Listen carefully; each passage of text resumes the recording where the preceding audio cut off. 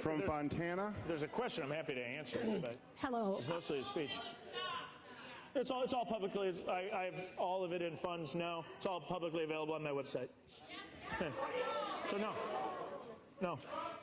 Yeah. You can go. It's all publicly available on my website. No, I don't think we should. Never should do it. Hi, Representative Stile. First of all, I want to thank you for answering all the contacts that I've made with you over the years. Either you or your staff have responded in a very timely manner. I may not agree with you. Thank you. I may not agree with you on the issues, but I appreciate that you respond to my voice. So thank you. I appreciate saying we've gotten, just in context, we've received about 100,000 outreaches so far this year, and I make it a priority to try to get back to everyone. It doesn't mean I'm perfect, but we make it a priority to try to get back to absolutely everyone that reaches out, and I appreciate you saying that. Okay. I just would also like to make a comment to the audience. I think it's very important to have a sense of decorum, to have respect. We want this country to come together. And unless we have some civil discourse, unless we can get together and respect what everybody says, we're not going to get there. Yeah. Hold on. I have serious concerns about a lot of the issues that have been brought up today. I have concerns about dismantling the Department of Education. I have concerns about how our migrants and immigrants are being treated. I have concern about the rule of law and the civil rights that are being impacted by this administration. And some of the questions, I prepared questions today. I have 8 questions. Some of them have been answered, and I'll be glad to share these with you at the end. But the one thing that I would like to talk about, which I think most of us can agree upon, is our environment.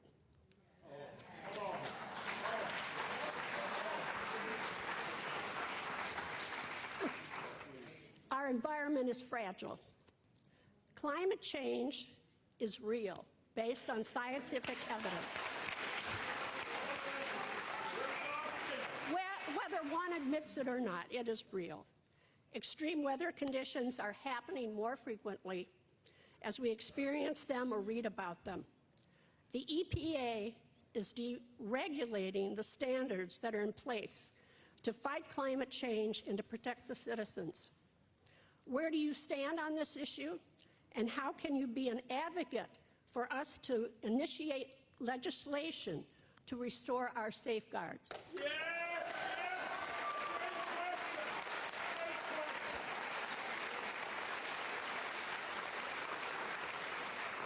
First off, I appreciate the structure of your question. It's okay that we can disagree, but we can do so productively. So I appreciate your comment in that regard. I'm in the belief that one of the reasons we love to call Wisconsin home is because we live in, I think, one of the most beautiful states in the country. And making sure that we're protecting our air and water and soil is absolutely essential. How do we do that? The gentleman's entitled to hear the answer. And so what we need to be doing is focused in on addressing that from a global perspective. Again, making sure other countries are doing their fair share in this. And so when we get into aspects, the gentlewoman's allowed to, just allow her to hear the portion. You don't have to agree, just allow her to hear the answer.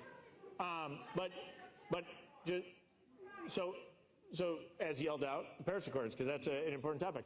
I don't think the Paris Accords properly held countries like China and India properly accountable for what's going on. And so what I think we need to do is make sure that we're not punishing U.S.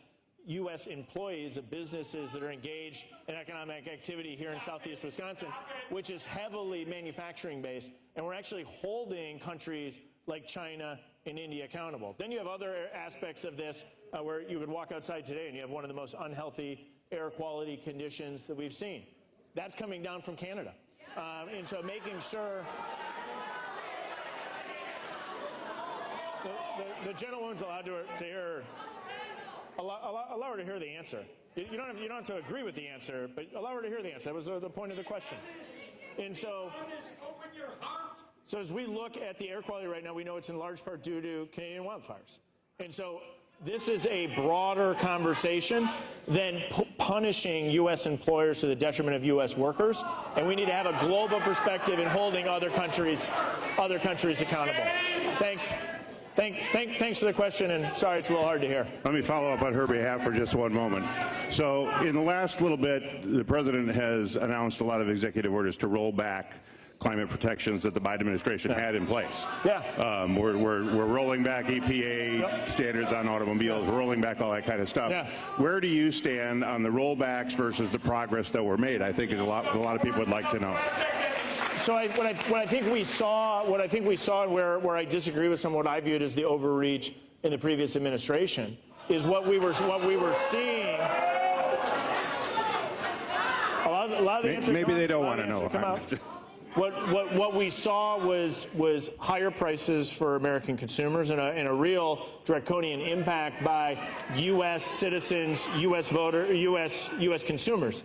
And so what we need to do is have a broader global approach in this regard. And then in other areas, what we saw was the previous administration truly picking winners and losers. So I didn't like the $7,500 tax credit for a new electric vehicle.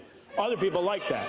But if you want to buy, I don't have a problem with electric cars. So if somebody wants to go buy a brand new Tesla, there's nothing wrong with buying a brand new electric car. Go ahead.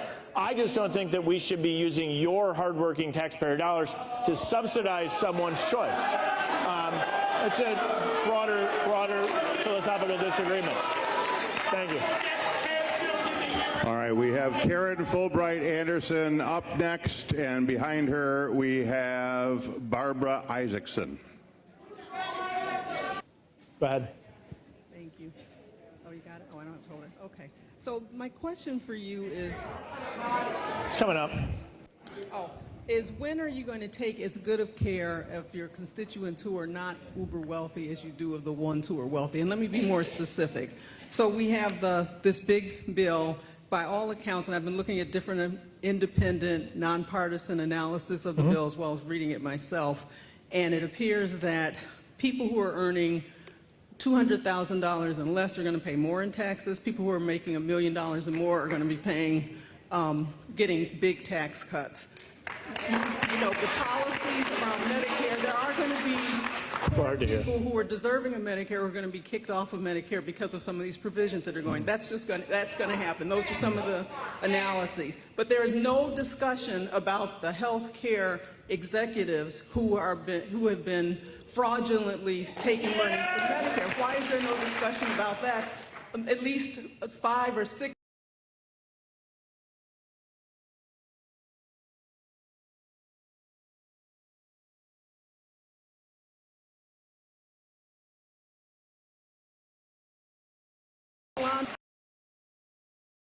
through Dodge. He was under investigation by at least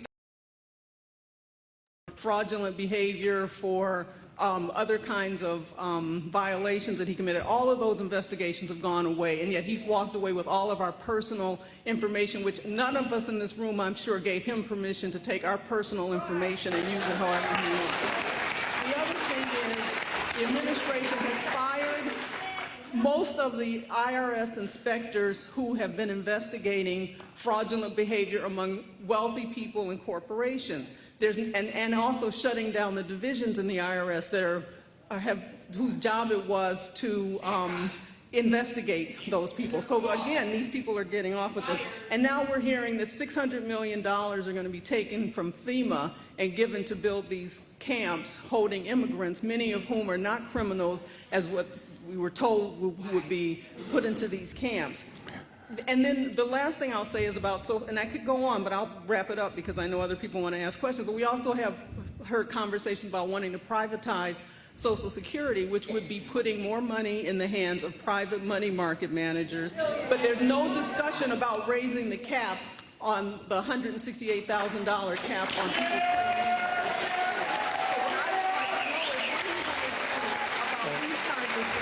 There's no look at fraudulent behavior among ultra wealthy people, but yet you're, putting all this emphasis on all these people on Medicaid and such who are supposedly gaming the system. So that's my question.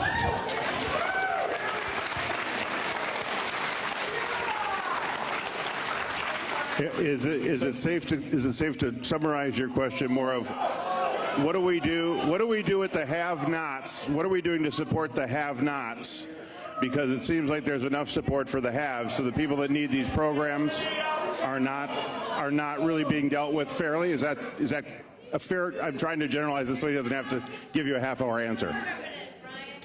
Yeah, so in part, like I would disagree with the way you framed it.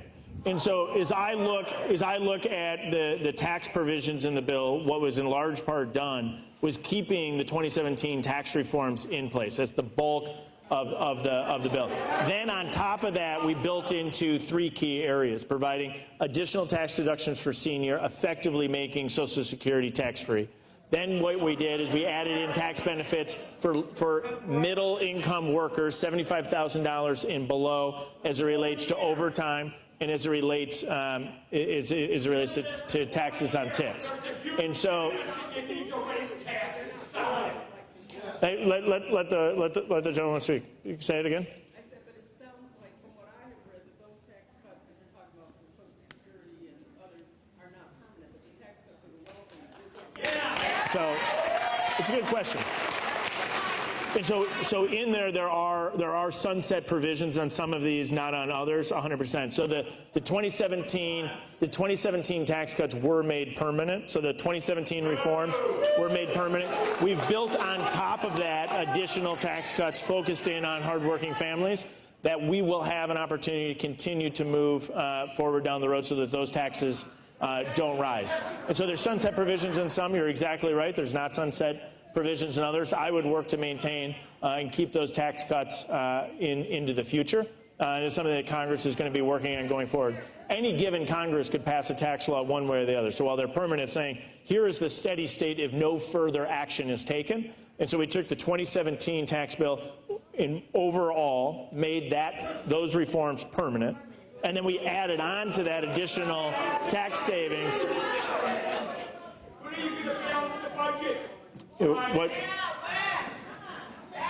And built onto that additional tax reforms for hardworking families. And so it's going to be something that will continue on in this conversation. I think it'll actually be quite beneficial to a lot of hardworking families in the U.S.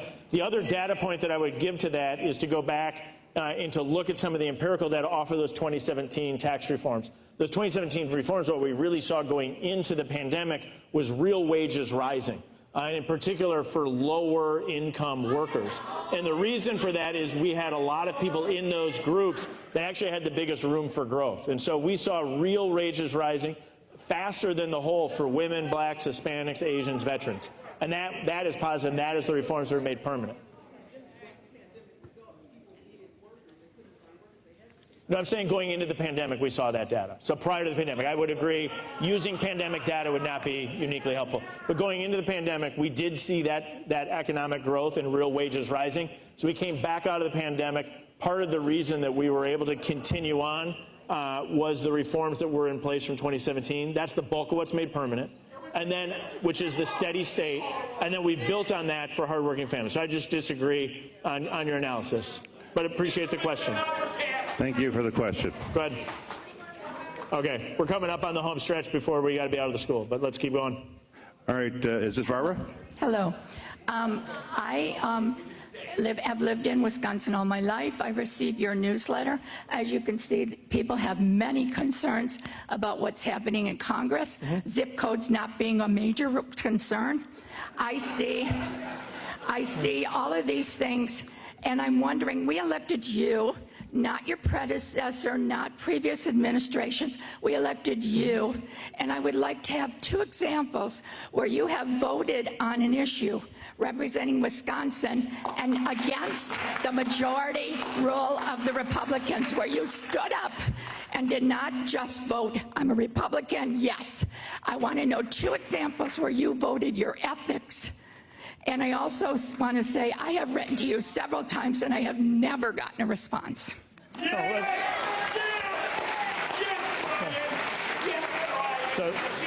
So thanks for the question. Like I said, we're not perfect. I try to get back to everybody. We've done about 100,000, so I want to make sure I get your name and number. We'll track down why you might not have heard something. I work on big things and little things at the same time. And so the reference on the zip codes, that's a big deal to some people. That does not have the transformational change. That's not the big stuff. It doesn't get news. And so sometimes I use my newsletter to try to provide information to people about things other than just what is in news of the day. And that's a big deal in some communities in our district, maybe not yours. But then if you said, then to your point, right, give an example, I'd go back and I'd look at a sanctions vote against Russian oligarchs, where I voted against the first term of the Trump administration. And so there are a number of times where I don't always line up. There's been so you could go look at other legislation as well.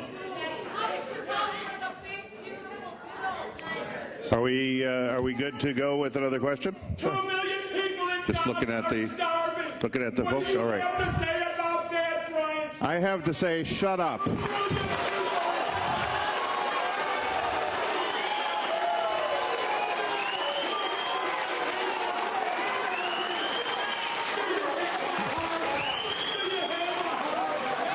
Can we get this gentleman under control, please?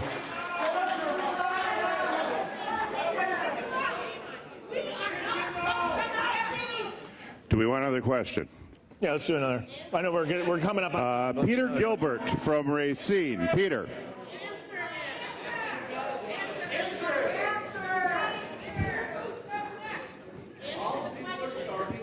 We're going to do more than one?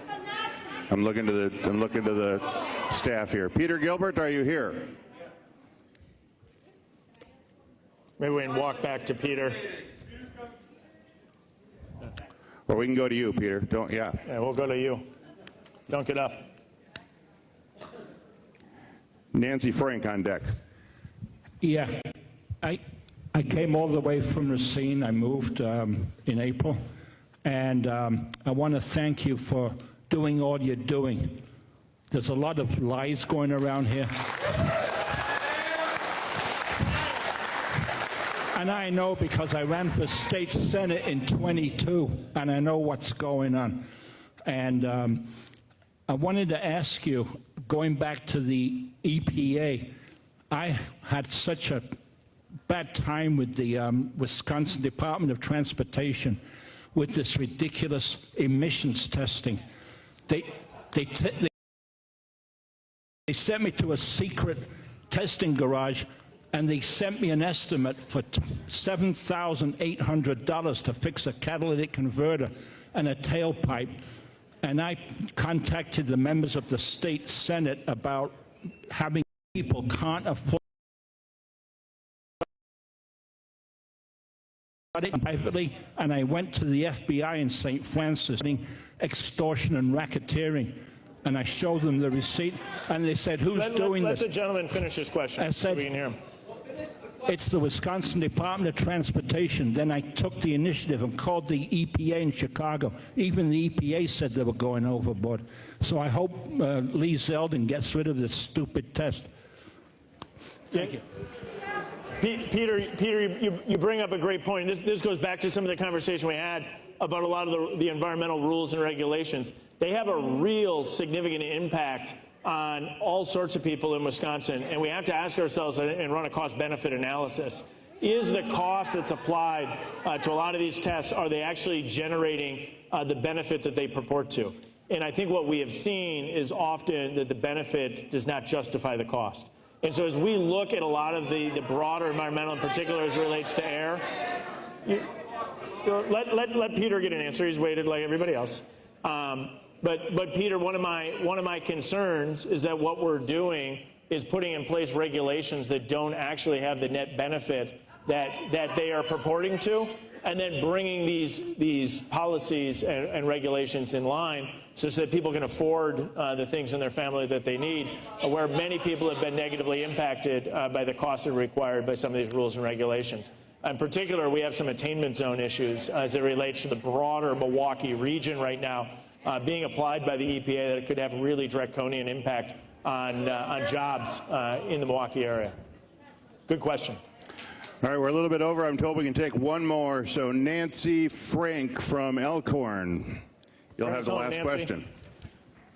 I'll be very quick. I want to have you address the question that was shouted about the starving children in Gaza, but also the hungry children. We cannot hear her question. We cannot hear her question. Let the woman get her question. But also the hungry children in Wisconsin due to SNAP and food bank cuts. So there's two questions there. I can do them both, and I'll do them in reverse order for you, so I'll work backwards.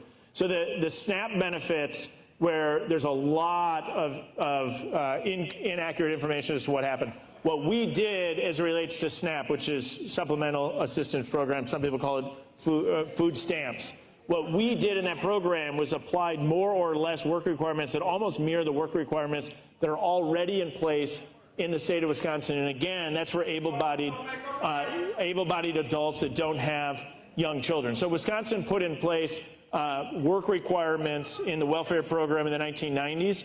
The federal government's work requirements that are now applied are actually reasonably similar to what is currently in existence in Wisconsin. Other states run their programs very poorly. Wisconsin has an error rate, for example, of a little less than 5%, meaning if you're giving out these benefits, an individual may receive the wrong amount of money on their card. Wisconsin, that error rate is less than 5%. Other states are 10% or above.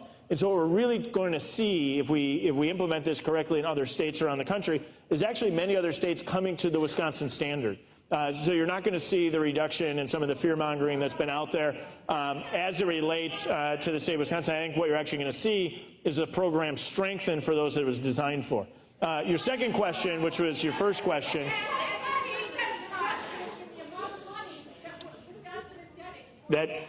so because it's yelled out, it's worth noting that would only be if Wisconsin's error rate dramatically increased below the 6% threshold, where there would be an alteration in the flow of funds. And so Wisconsin's error rate is currently below 5%. On the whole, Wisconsin runs our program better than other states. That's something we should all be proud of. It doesn't mean we're perfect. It means we're running our programs much better than other states. And the bulk of this law is trying to get other states to get their programs to run much more like the state of Wisconsin in a much more effective and productive manner. To the first question that you asked, which relates to the challenges that we've seen between Hamas and Israel. To me, the easy answer to address this crisis is for Hamas to surrender and release the hostages. That ends the war tomorrow.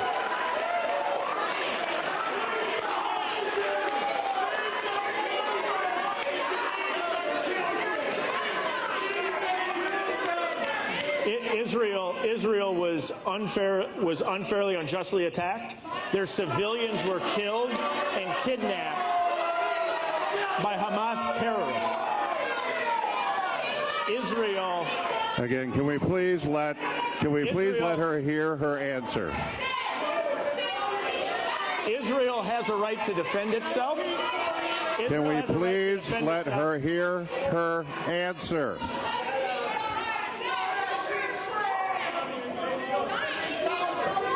The gentlewoman has a right to hear the answer. So do you have a heart? So do you have a heart right? Yes. Where's your heart? Right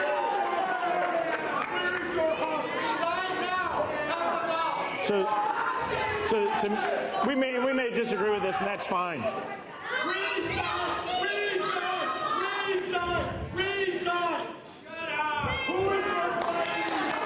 Thank you, ladies and gentlemen, for coming tonight. So we're going to close it off here because there's no point in continuing.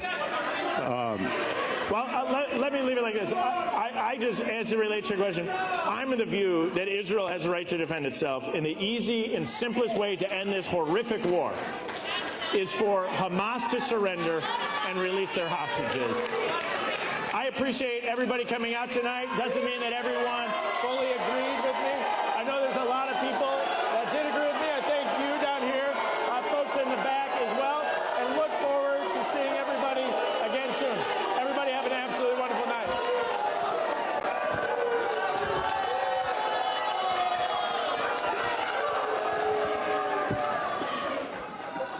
Make sure. Today, Republican Representative Nancy Mace holds a town hall with citizens to answer questions and discuss her priorities for South Carolina. From Myrtle Beach, watch live at 6 p.m. Eastern on C-SPAN, C-SPAN Now, our free mobile app, or online at cspan.org. Welcome back to Washington Journal. We're joined now by Larry Sabato. He is Center for Politics Director at the University of Virginia and also author of the book called Campaign of Chaos, Trump, Biden, Harris, and the 2024 American Election. Larry, welcome back to the program. Mimi, thank you so much. Great to be back. Before we talk about your book, I want to ask you about what's happening in Texas and how we got to this point.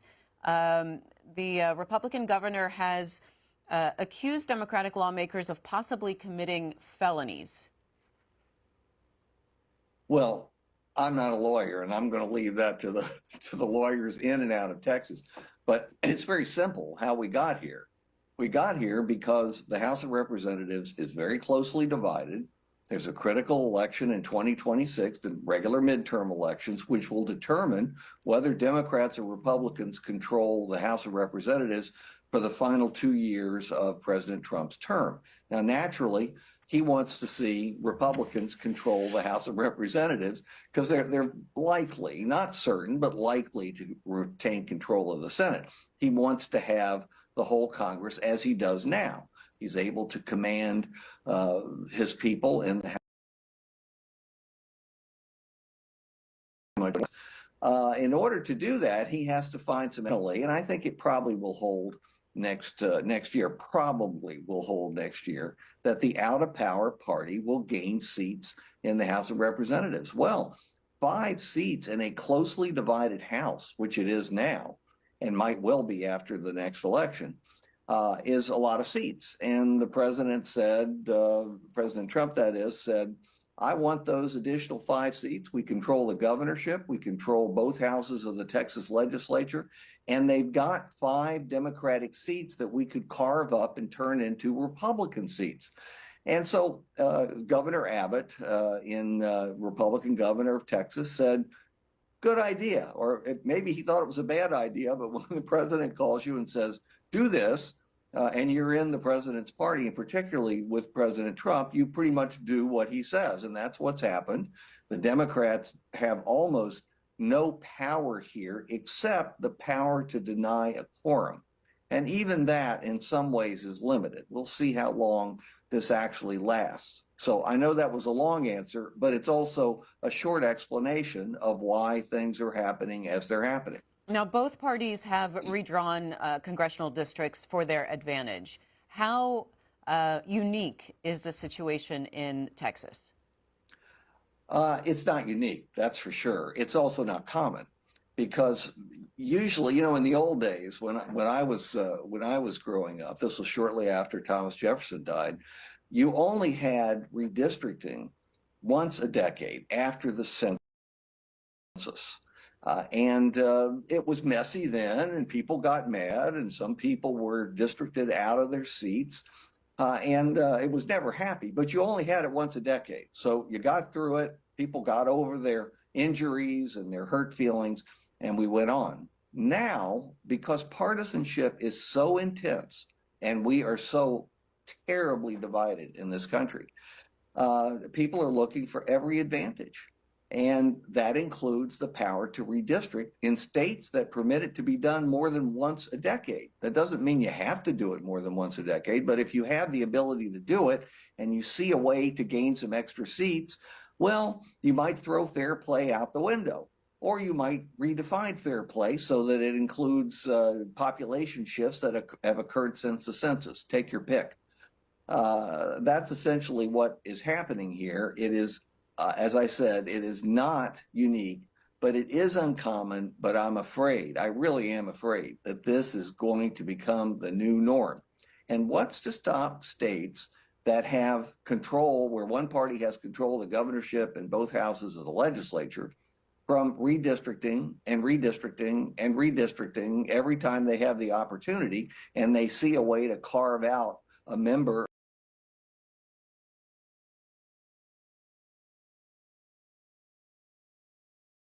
it's fundamental in American democracy and the American republic. You're afraid that this becomes a new norm. What are you really afraid of? What could happen? Well, as you get older, you're afraid of everything. But the reason I'm afraid of this is because we already have partisan feelings at fever pitch. And this whole process causes hard feelings. It makes it more difficult for people to proceed legislatively in a bipartisan fashion, which occasionally is a good thing. You know, everything doesn't have to be partisan all the time. If you do this all the time, it simply means that people are going to be looking out for their partisan interests first. And if it serves the people, that's very secondary. It's almost a coincidence if it happens. We don't need any more intense partisanship. We need to cool our jets. That's what I'd like to see.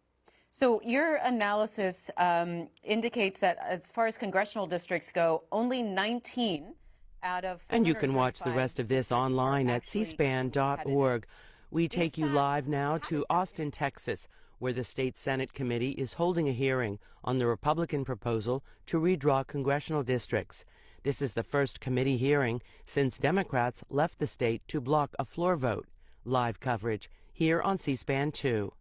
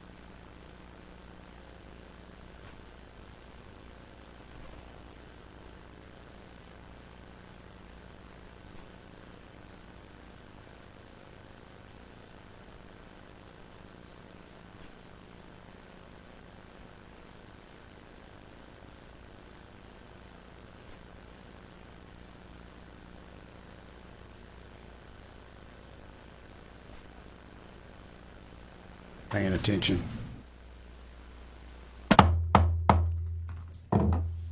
The Special Committee on Congressional Redistricting will come to order. The clerk will please call the roll. Senator King. Here. Senator Creighton. Here. Senator Alvarado. Senator Hinojosa. Present. Senator Hughes. Senator Miles. Senator Parker. Here. Senator Paxton. Present. Senator Sparks. Here. Six. 6, yes, sir. So there being 6 present, a quorum has been established, and Senator Hughes is en route. He had a family matter come up, it turns out, and he's just has a short ETA, but we're going to go ahead and get started. Just housekeeping, members, and this is very important. On Monday, an email was sent to your staff stating a deadline for submitting committee amendments by 9 a.m. Thursday morning, August 7th, so tomorrow. Yesterday, a follow-up email was sent to your staff with more detail on how to request or submit committee amendments. Again, the amendments are due by 9 a.m. tomorrow, August 7th. The amendments will be published publicly on District Viewer so we can discuss them at the hearing tomorrow, and documents will be shared in the committee Dropbox. Any questions, anybody, on that? Okay. So the purpose of today's hearing is to hear testimony from invited witnesses on Congressional Plan C, like Charlie, 2308. The plan is available for the public to view it at dvr.capitol.texas.gov/Congress/73/Plan C2308. Let me say that one more time.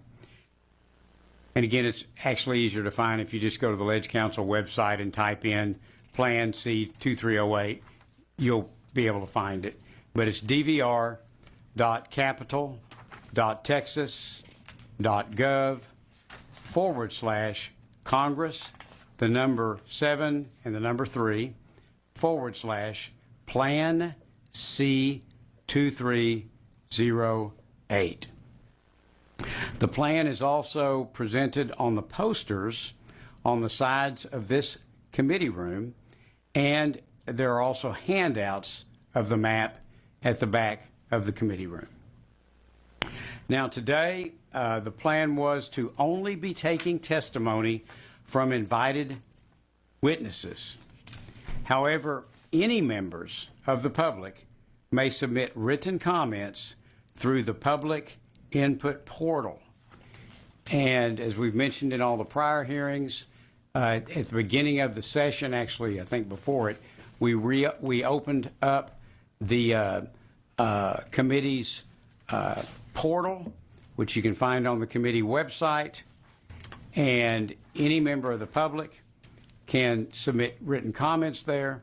They can also upload documents, and those are all made available to the committee and ultimately to all the senators and to the public. And they'll stay in that portal indefinitely. Now, I wanted to discuss the purpose for holding invited testimony today, and we'll have a hearing for public testimony tomorrow. So, members, as you recall, and anyone who was watching the hearings, the public hearings we had, the regional hearings, that we had invited testimony at the regional hearings, and I had requested the Democrat caucus to submit the names of anyone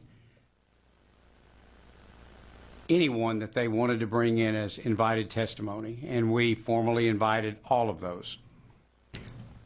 Quite a number testified, and many mentioned that they had difficulty testifying without knowing what the map looked like that we would ultimately be considering. Now, they all gave very valuable testimony on the process itself of redistricting. But since so many of them had commented, we really want to give testimony on the precise map that the committee will be considering.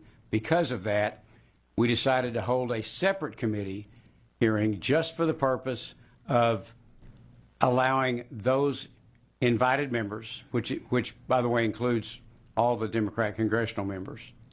We wanted to give them their own special day to simply come back now that we have a bill filed and give us specific testimony on that bill. So that was the purpose for having this invited testimony hearing, is to allow those that had been invited testimony at the request of our Democrat members who had said we want to testify specifically on a bill. We wanted to give them a specific time and opportunity to come back and do that. And that's what today is about. Now, normally you will see in a committee hearing invited testimony, and then you open it up that same day for testimony from the general public.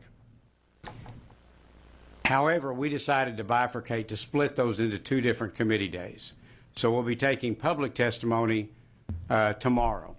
The reason we decided to do that was simply as a courtesy to the public, because we may have a large number of citizens show up to testify tomorrow.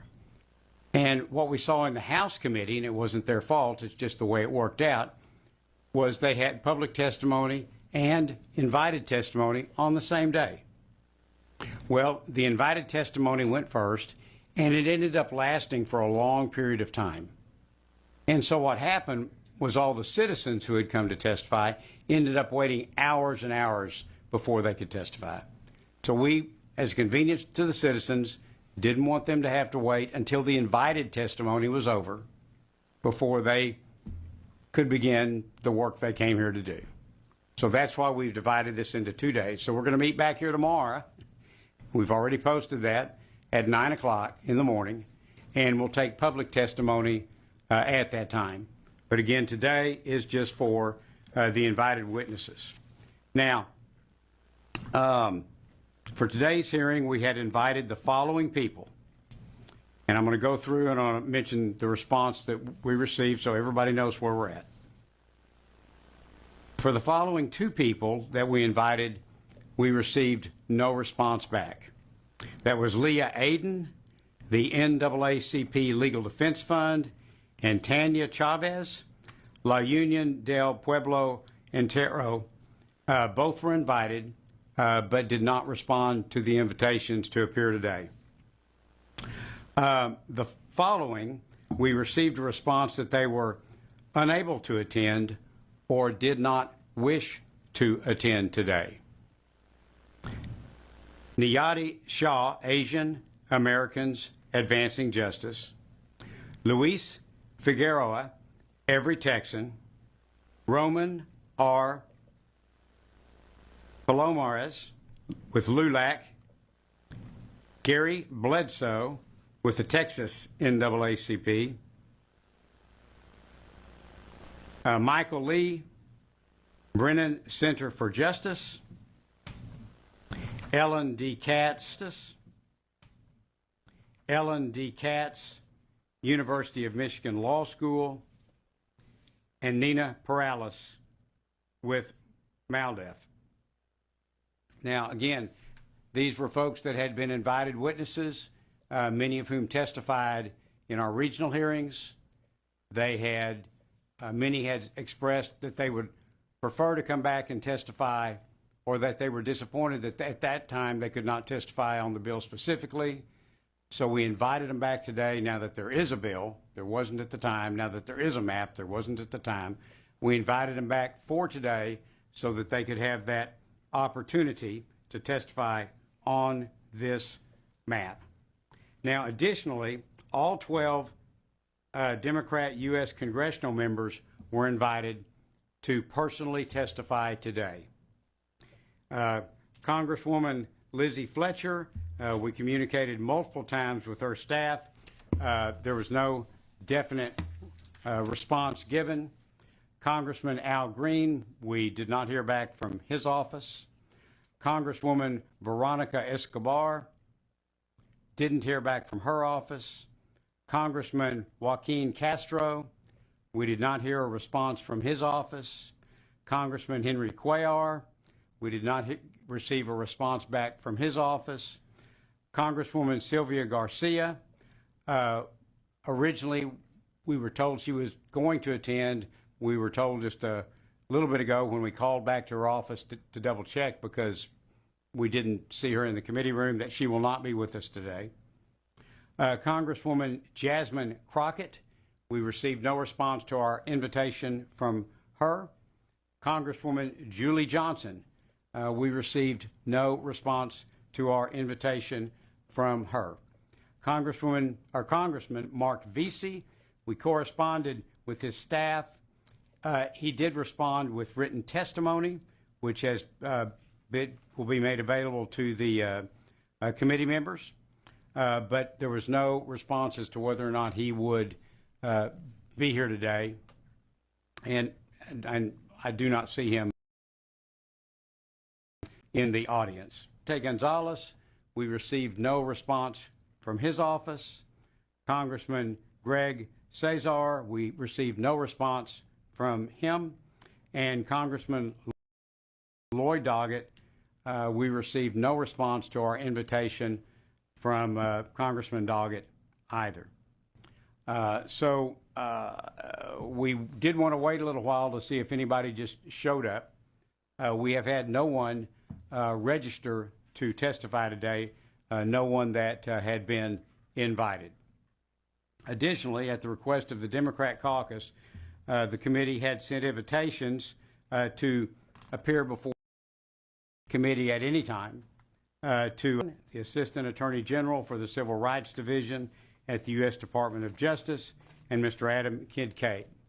Now, those were letters that were sent, Mr. Kincaid in particular, but both were sent letters of invitation if they wish to testify. However, the committee also considered motions to subpoena their attendance, and the committee voted those motions down. We declined to subpoena them to testify.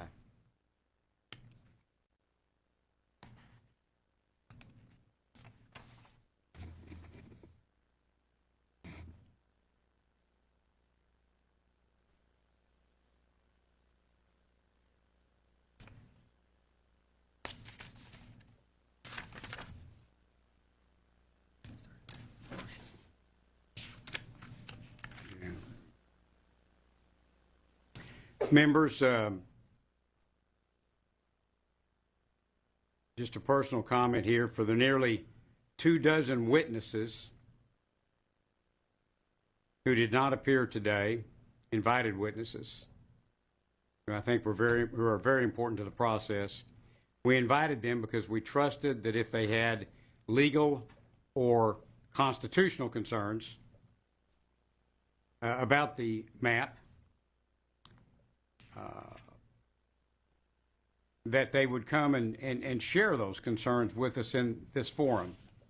And again, many of them had testified, a number of them had testified in our regional hearings and had said that they were having difficulty testifying with specifics beyond just the redistricting in general. They were having difficulty testifying on specifics because there wasn't a map available at that time. I had not filed a bill. That map has been filed. It is the same map that the House passed out of committee last week. This is filed as a companion bill, and it has been before us for a number of days. And I had presumed, based on their earlier testimony, that if they have any concerns over legality regarding this map, that they would come today and provide testimony regarding their concerns. Because as we all know, in redistricting, now is the time to share such concerns if they exist. And apparently these witnesses have chose not to do that, and in almost all the cases, chose not even to respond to our committee invitations. Members, would anyone like to make any comments? Senator Hinojosa. Thank you, Mr. Chairman. Many of these witnesses that we invited to testify today, many of them testified during the regional hearings, correct? A number of them did, yes. They all were invited. And there they expressed some of the concerns with the potential maps that are being considered as it relates to violations of the Voting Rights Act and the United States Constitution.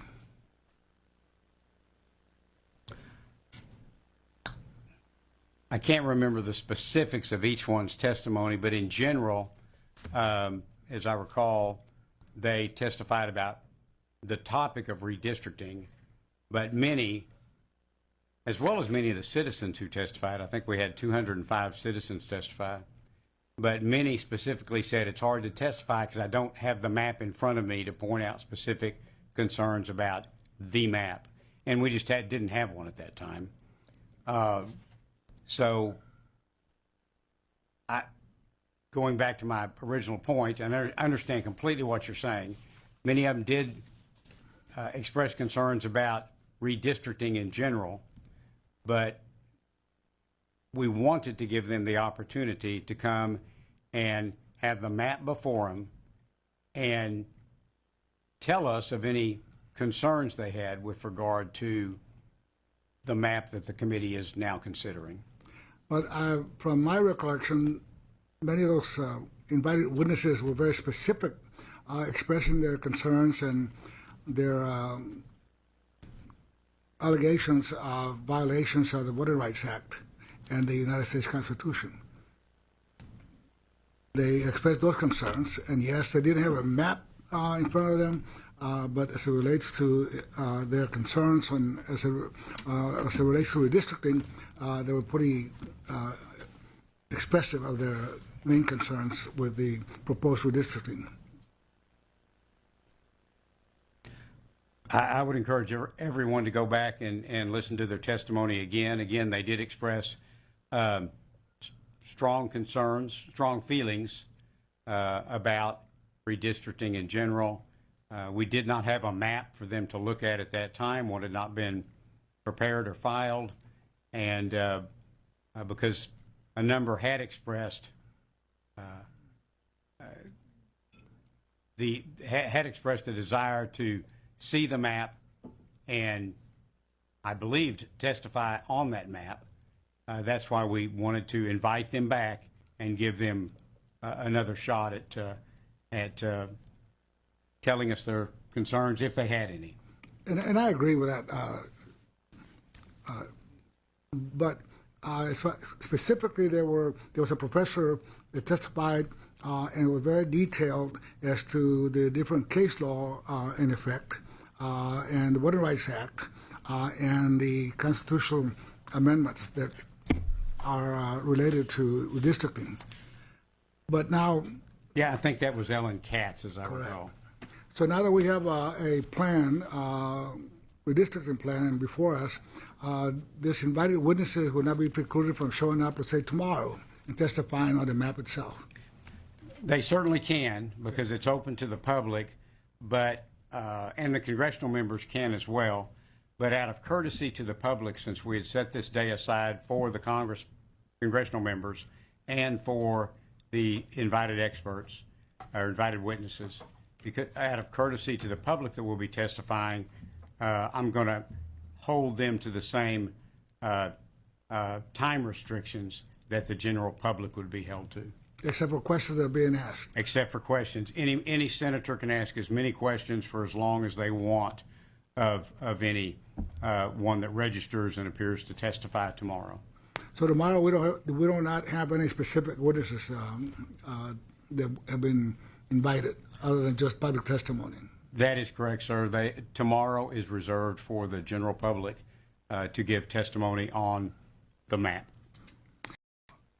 Thank you, Mr. Chairman. Okay. Thank you. Members, any other thoughts? Okay.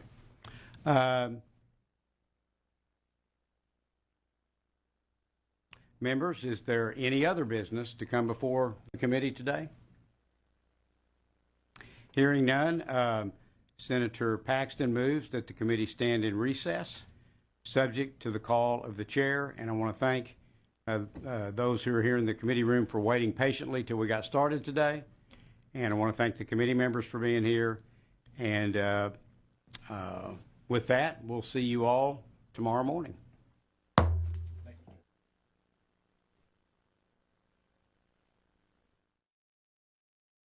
Looking to contact your members of Congress? Well, C-SPAN is making it easy for you with our 2025 Congressional Directory. Get essential contact information for government officials all in one place.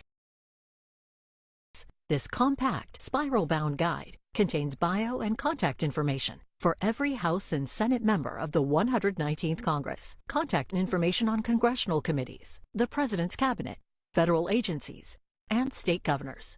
The Congressional Directory costs $32.95 plus shipping and handling, and every purchase helps support C-SPAN's nonprofit operations. Scan the code on the right or go to cspanshop.org to order your copy today.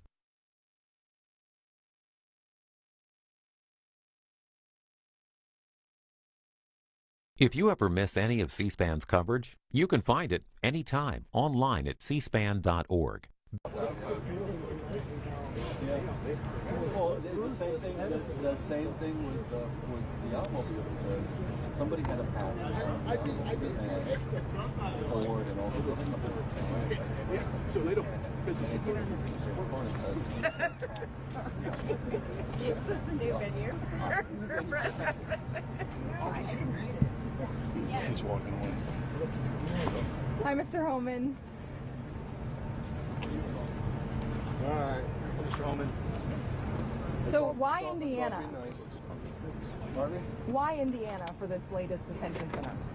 Why not? I mean, bottom line is the state should play a role in this administration's efforts to remove public safety threats from this nation as quick as possible, illegal alien public safety threats and national security threats. States are playing a role. I'm happy. I'm happy for their participation and coordination and efforts. How quickly could we see it up and running? I don't have exact deadline on it. I know it's we're looking about 1,000-bed facility, and I just, like I just said in another interview, I'd like to see more. I'd like to see bigger facilities that hold 4,000 or 5,000 people. Just creates more efficiencies. Near an airstrip, move people in and out quicker, bigger population, but 1,000 beds help. Right? I've said from day one, we need 100,000 beds. That's what we asked for in the big beautiful bill, and we got it. 100,000 beds would create more efficiencies and allow ICE agents to arrest more bad people on the street. And with us hiring at a massive rate, more boots on the ground, we mean arresting more criminals, which means we need more beds. Everybody arrests needs a bed. They're going to be in custody for several days, several weeks, several months, depending on the specific case. But the more beds we have, the more success we're going to see. Do you have a cost estimate yet? Mr. Holman, is the administration considering any federal action in Portland, where we see Antifa besieged one of the buildings there for over a month now and assaulting and attacking journalists on the ground? We'll see about that. I'm going to Portland. Mr. Holman, Scripps News has learned that there was a major medical incident at Alligator Alcatraz. Major what? Major medical incident at Alligator Alcatraz. What was it? What could you tell us about that? I can tell you I went to Alligator Alcatraz 2 days ago, and I'm sick and tired of false stories about Alligator Alcatraz. Someone asked me the other day that the priest wasn't allowed in to get mass. Wrong. They got the records in. They showed me the records. Clergy had been allowed on there. And I walked through the medical facility there. Not one person was in the trauma unit at all. I talked to the head medical person. Shared with me, what they're getting. Some people don't, a stomach ache or nothing serious has happened there. And if something serious is happening, they got a helicopter right there to take people to the nearest trauma center. So what I saw was a well-run facility, and the reason I went down there is because I get asked these questions all the time about the terrible, terrible Alligator Alcatraz. I went down there, and what I found out is there's a lot of fake stories out there about medical attention, about religious freedom and having clergy there. I went down there. I looked at it. I looked at the books. So it's simply a false story. Can you say a word about Slammer after the IndyCar rejected it? Can you say a word about reassigning FEMA? Look, I don't name the facilities, but I'll say this: the work of ICE The men and women of ICE are trying to do their job with integrity and honor. I don't want these names to take, detract from that. So, not naming the facilities, but I wasn't involved in that, but I want people to focus on the hard work and the dangerous work the men and women of ICE are doing. And they're doing the integrity of honor, and I want us to stick to that. And so I don't want the names taking over the great work they're doing. This is serious work and it's dangerous work, so I want to stick with that. Can you answer your reaction to the judge considering halting operations at Alligator Alcatraz over environmental concerns? I don't understand what environmental concerns are because I was down there. So they take waste out of there every day. They're not having any impact. They haven't put 1 foot of concrete down that wasn't already there. I mean, the airport was already there. Runway was already there. They're moving waste in and out every day. They're moving, sewage water in and out every day. So I don't see any environmental impact. Again, if the judge will make that ruling, go down there and look at it yourself. I'm sick and tired of the radical judges trying to shut down everything we're doing. It's ridiculous. I thought the Supreme Court was pretty clear last month about these radical judges trying to, stop the Trump administration from implementing our agenda that American people voted for. Immigration advocates though say that Deportees to be sent to Rwanda. I missed the question. When can we expect the first deportees to be sent to Rwanda? Working on it. with immigration detainees at Alligator Alcatraz are inhumane conditions, including flooded facilities, spoiled food, sweltering heat, and they have limited access to Bunch their of crap. I was there. I walked through detainee facilities. I walked through the medical facilities. I walked through the cafeteria. I had them show me, what did you feed these people today? I saw the lunch what they fed them. They ate better yesterday than I am eating today. Bottom line, that's the God's honest. And I looked at what they're giving them for dinner. I did it just so I can push back on the fake media stories here. I went down there. I saw the meals. I'd sit down and have one of those meals. And I went through I didn't see any flooding. I went through the facilities where they're being detained. The air conditioning, the level of comfort. I was wearing a suit and I wasn't sweating. So again, fake stories. TPS for Ukrainian people, Mr. Farmer. TPS for Ukrainian people. President Trump told that he gonna extend TPS status and you for Ukrainian people. Are you going to do that? That's the Secretary of Homeland Security, Christy Noem's calling that. Two questions for you. Sir, can I just ask about FEMA? So there's reports that you're going to be reassigning FEMA agents to work on ICE agents. Would that be a temporary thing, or are you talking about that? I have not heard that. You're the first one to say that to me, so I'm not aware of that. And are you still, Mr. Holman, are you still targeting this 3,000 arrest a day a target, or how should we think about your capacity to arrest with these? Look, I think the Department of 3,000 arrests, people say, what a ridiculous number. Do the math. We have to arrest 7,000 people every day for the remainder of this administration just to remove the people Joe Biden released. 3,000, in my opinion, is not a target. It's not my target. But, everybody says 3,000 is a ridiculous, goal. I'll say, look at the numbers. We have to arrest more than twice many of that just to remove the people that Biden led, and that's not counting the 12, 15 million already here. So I don't think anybody's working on a goal of 3,000. I think I look at the numbers every day, and I think the men and women are doing a great job.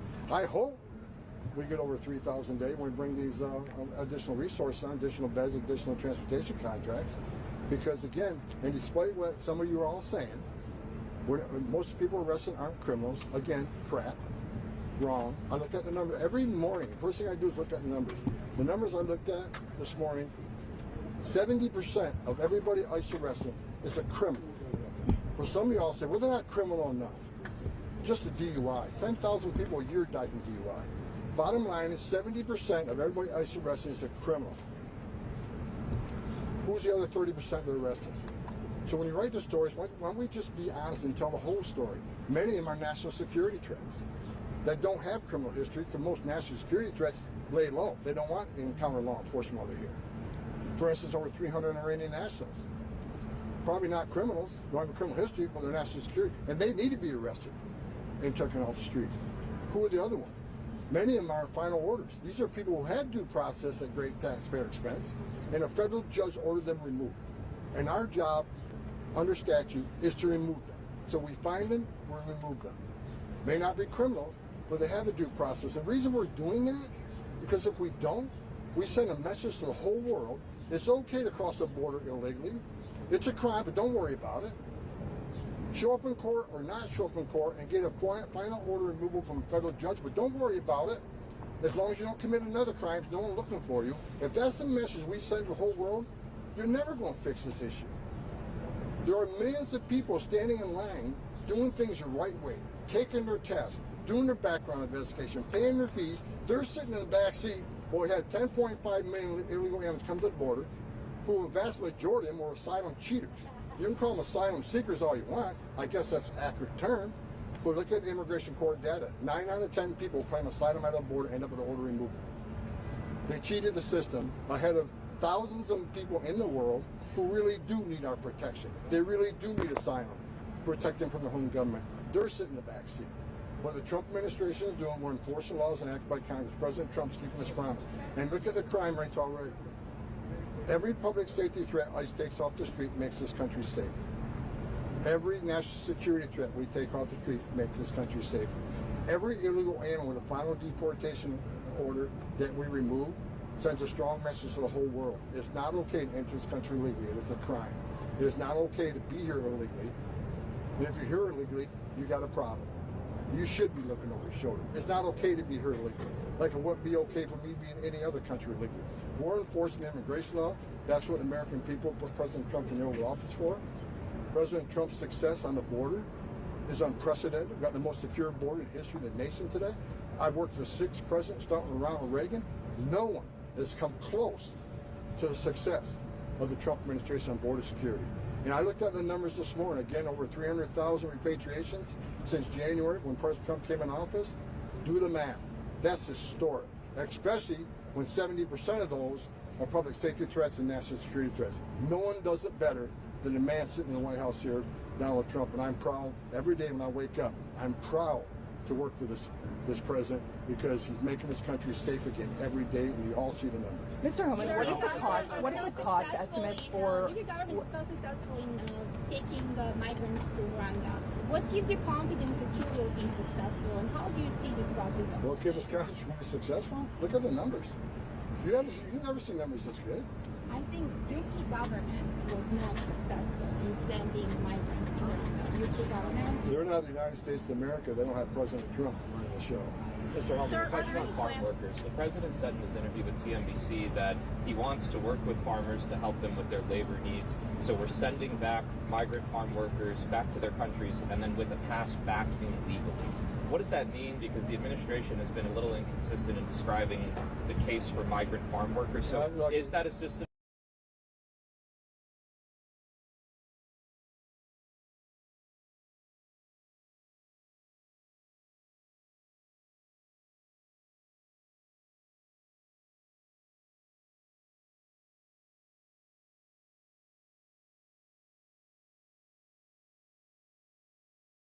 Now, so I'm not going to get ahead of the president. We'll see what goes.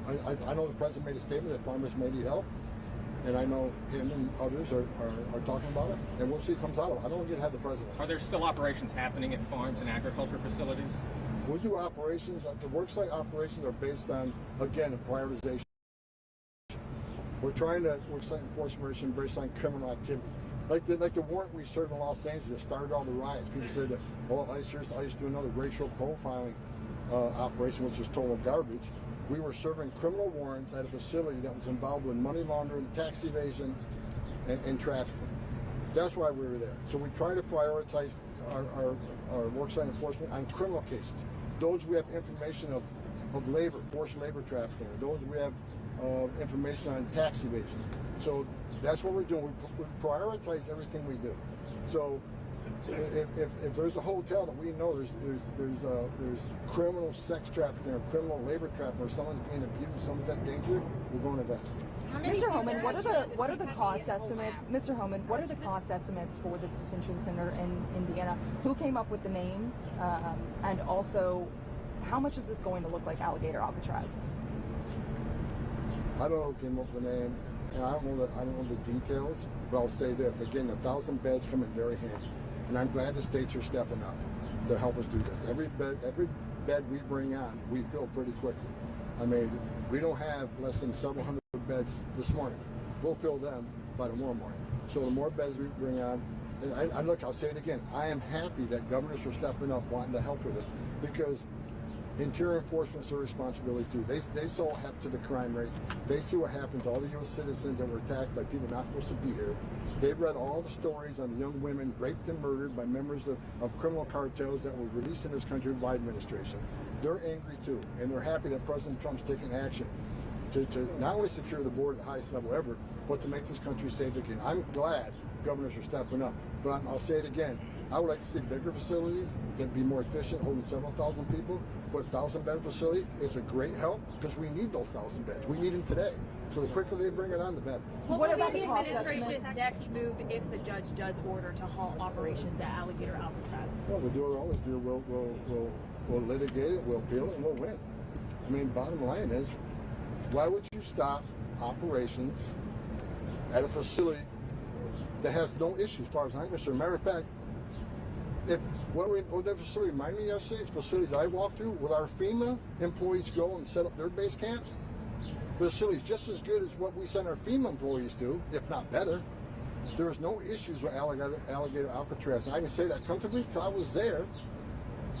I was just there the day before yesterday. I saw it. I walked through it. I walked through every square foot of that facility. Again, the detention facility, where they prepare the food, the medical facility. I got a briefing on all the SOPs on if a hurricane comes, what's the plans for evacuation? I mean, where do you put the most significant criminals compared to the lesser criminals? They got it covered, and I think it's a good facility. I didn't see a single issue, and I was there all day. Tom, can you update us on the hiring process? How many more ICE agents you need, and are you getting a tick in people applying? We have no problem recruiting. We got record numbers. The Border Patrol has a record number of people wanting to become part of the Border Patrol. Overwhelming number. ICE the same way. I've shared this a couple weeks ago. I actually used to have a LinkedIn account, and I had to shut it down because I had thousands and thousands of people reaching out to me with whether they're just got out of the military, whether they're police officers in counties and retired ICE agents, retired border agents, average Americans. I mean, I love them all for wanting to come part, but it shut me down. So there's no lack of men and women that want to come and join this administration, but they've seen the great things this administration is doing. Is the administration at all concerned that ICE is recruiting techniques? Maybe ex-ICE agents, The what was? the age cap limit for officers to join ICE. It's no longer 37. You could be legal over 40 now. Yeah, I think it's a good thing. I'm 63 and I'd love to put a badge and gun on and go out there and do these things. I mean, bottom line, we've got a lot of patriots, and I think the age limits are decades old, and we need to look at that. But just because if someone comes in and they're 55, maybe they can't carry a badge and gun, they can certainly do administrative duties, and hopefully they can do targeting, they can do intelligence things, then don't put them on the street with a badge and gun. So we'll welcome a lot of people to come, not just do law enforcement work, but do the other work that doesn't require a badge and gun. And when they do that work, that means the badge and gun that's doing that work can leave that work and go on the street and let the new guy sit there and do the job that doesn't require a badge and gun. Are there any plans to protect people here under DACA from deportation? President Trump is and you don't see, again, prioritization speaks for itself. Public safety threats and national security. So that's what prioritization is. No one's prioritizing DACA. And like under the first Trump administration, he came up with a plan to fix DACA, and who shut it down? Nancy Pelosi and Chuck Schumer. It wasn't President Trump. One more question. Okay. Can you give us an estimate of how many people are using the CPB home app to self-deport? I haven't looked at that recently. Last time I looked, it was about 7,000. Last time, and that was weeks ago. It was 7,000, but I think there have been several studies done. Over 1 million illegal aliens have left this country on their own. I think they're saying a couple of things. Number one, they want the ability to come back on a legal program. And then we said it before, if you get formally deported and we have to go find you and go through that whole process, there's a statutory bar on you ever coming back. Anywhere from 5 years to 20 years, depending on a specific case, sometimes never coming back. So I think the message the Secretary's been sending is, if you're in the country, legally go on your own and leave opportunities for the future. And and you get your affairs in order, contact ICE, they'll get your plane home. Once you get there, they'll give you $1,000 get you started. But that's the right way to do it, and I hope more people do it. Hey, Tom, real quick, Illinois Congresswoman Delia Ramirez this week has said she, born in Chicago to Guatemalan parents, said she's more proud to be a Guatemalan. I'll give you the exact quote. I'm a proud Guatemalan before I'm an American. Congressman Andy Ogles has said she should be deported over this. Should she face any consequences as a sitting Congress member? I think what she said was disgusting, right? I mean, she's a sitting U.S. Congresswoman, citizen of this country. She's serving at the privilege of her state. Her voters put her in there. So I think her commitment should be to her state and the people that put her in that position. That should be her constituency. And I think what she said there was, in a veiled way, supporting illegal aliens from Guatemala that are here. And it's a veiled shot at ICE. Let's be serious what she's doing, right? But what she needs to know is ICE is deporting thousands of nationals of Guatemala every week. And we're going to continue that until every illegal alien in Guatemala is removed from this country. That's what the people voted for, and that's what we're going to do. It's unfortunate she said that. I wish she, Mr. Tom, I have a question for the Lebanese. For the Lebanese that they are in the country, that they have tempted in the country, and the Lebanese and they are in the country. Should the community in the U.S. prepare for stricter ICE enforcement or for possible deportation if they are under temporary protected status? I'm not going to get ahead of the Secretary on that. TPS is her decision, not mine. Can you stand in veranda? Thank you.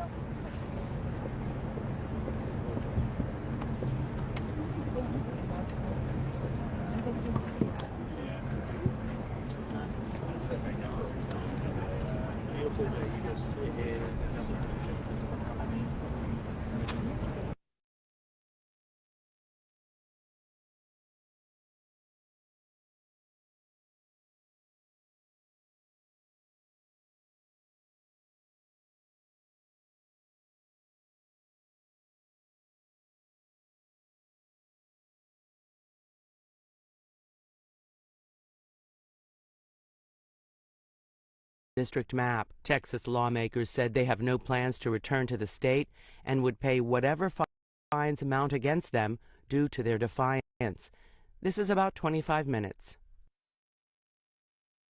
How wrong it is what is happening to their constituents and to voters in Texas, and to also talk about what this means for voters around the country, including here in Massachusetts, all of whom, all Americans, impacted by an attempt at a power grab by Donald Trump, Governor Greg Abbott, and Attorney General Paxton. These folks, and today I pledge my support to them. I appreciate so much their willingness to stand up and to stand forward on behalf not just of the great people of Texas, but of all Americans in what is a stand for free and fair elections in this country and a stand for fair representation. They are standing up to protect their constituents and the integrity of their state's congressional elections, but they're doing more than that. They're also standing up for a system of free and fair elections across the United States. I stand with them, and I know the vast majority of people in Massachusetts stand with them.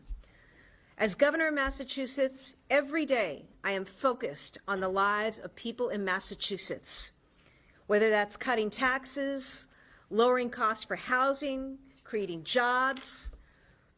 What's happening in Texas matters to the people of Massachusetts, and it matters to people all over this country. If we don't have a fair election system in this country, that impacts, that hurts all Americans. We've seen the impact in Massachusetts of Donald Trump's cuts to Medicaid and anti-hunger programs, and the way his tariff tax has raised costs for everyone.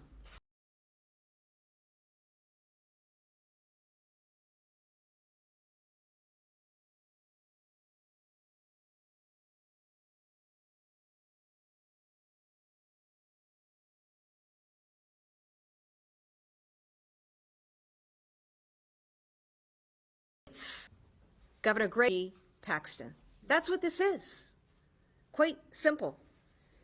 And it's done to further an agenda that's about protecting them and their power and the president's perception of power.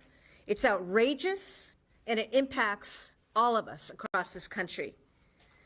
They're doing it by threat, by bullying people, by attempting to intimidate people, by attempting to invoke the criminal justice process to further their aim and their outcome. And honestly, this is what everybody hates about politics. And we're not standing for it.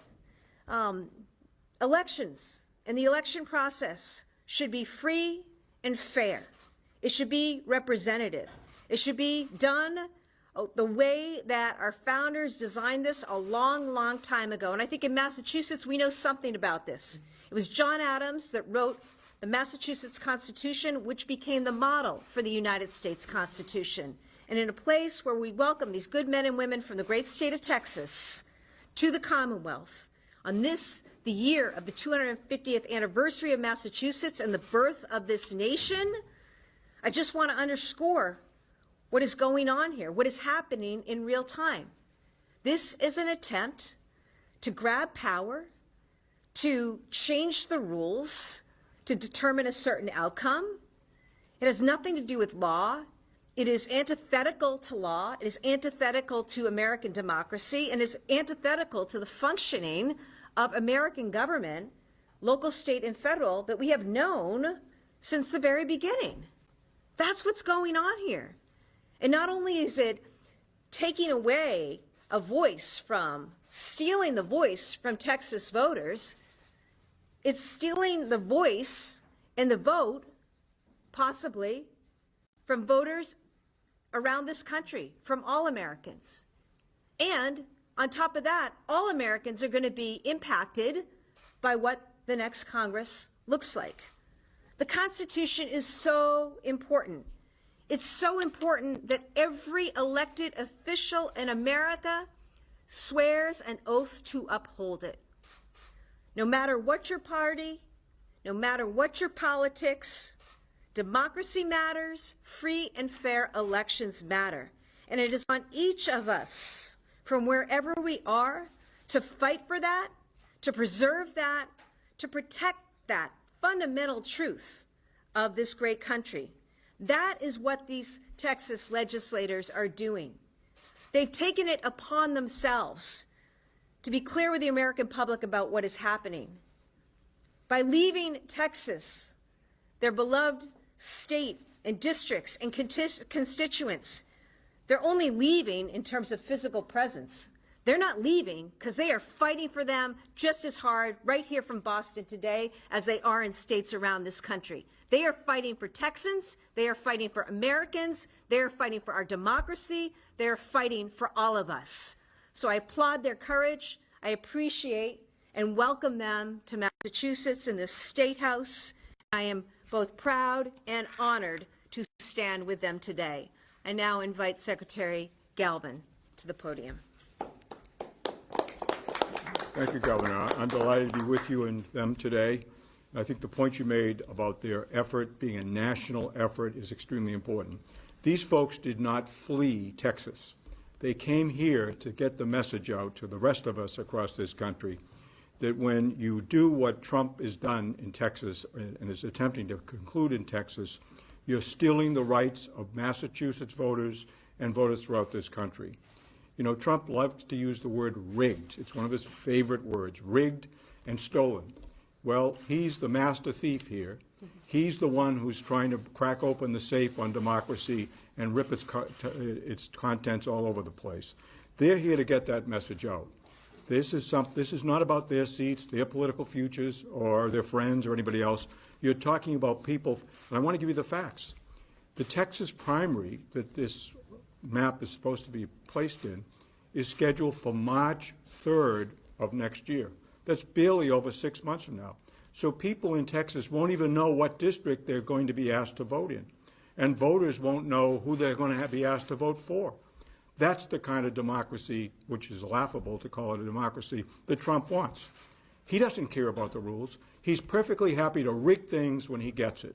So we all have to stand up. As the governor mentioned, we're all here a few months ago celebrating the 250th anniversary of the beginning of the American Revolution. And some of our most famous patriots indeed fled at that time in the interest of democracy. John Hancock, for instance, and others. And they lived to tell the story of what we were trying to do then 250 years ago. Democracy started here. We have to make sure it stays alive throughout our country. That's our true gift to our country. We want to protect it. We have an obligation here in Massachusetts to stand with these folks, to get their story out, and to make it clear to the nation, it doesn't matter whether you're a Democrat or Republican, Independent. What matters is if you're an American, you should be standing to make sure that Americans in Texas have the right to vote for a member of Congress of their choosing and in a district that makes some sense.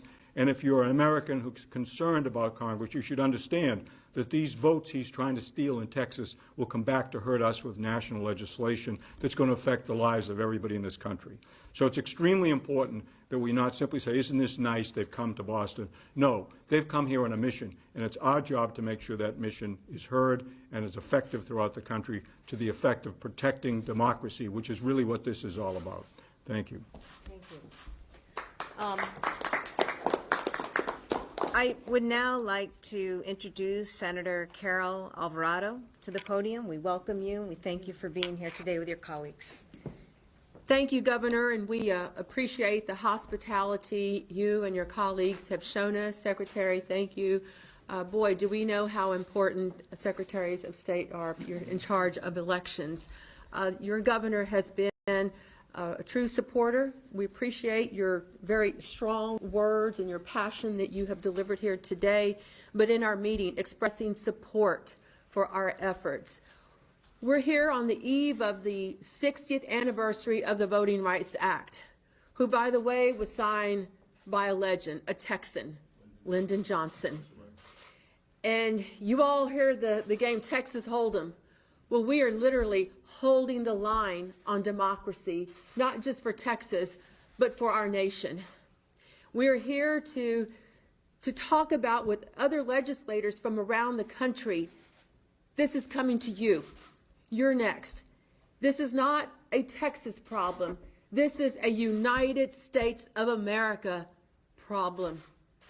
Today, President Trump said that he was entitled to 5 more seats in Texas, 5 more Republican seats. And we're here to say nobody is entitled. The people of those districts are entitled to those seats.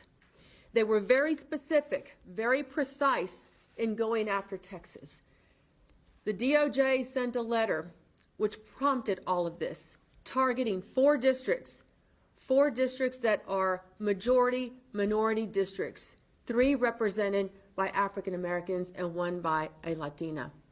Texas has historically been in the courts when it comes to redistricting, when it comes to voting rights, when it comes to women's reproductive health. So the governor said this earlier in our meeting, we have become so accustomed to rolling up our sleeves and fighting because we know that this is not stopping in Texas. This is coming to a state near you.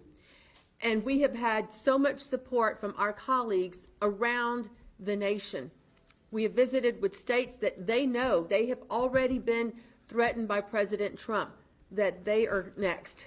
So being here in Boston, National League of Cities, and conversing with others has been very productive. I also want to acknowledge that we have total of 8 senators that are here with us and 2 House members that are with us.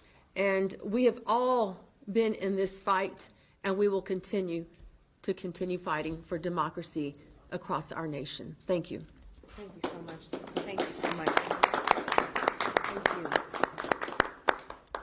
Thank you so much, Senator, and many thanks to you and your colleagues for your time today and talking to the American public and people in Massachusetts about what's really going on. We're happy to take any questions on topic.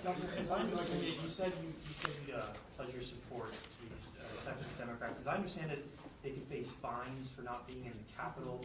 I think it's something like $500 a day. Would you donate to any lawmakers' campaign accounts? council pledge financial support to help them cover those costs? You know, that's not something that I can do as an elected. I will say this, though. These folks, they make $600 a month as a member of the Texas state legislature. So every day they're being fined $500. It's really just an example of how far Texas Republican Governor Greg Abbott is willing to go with.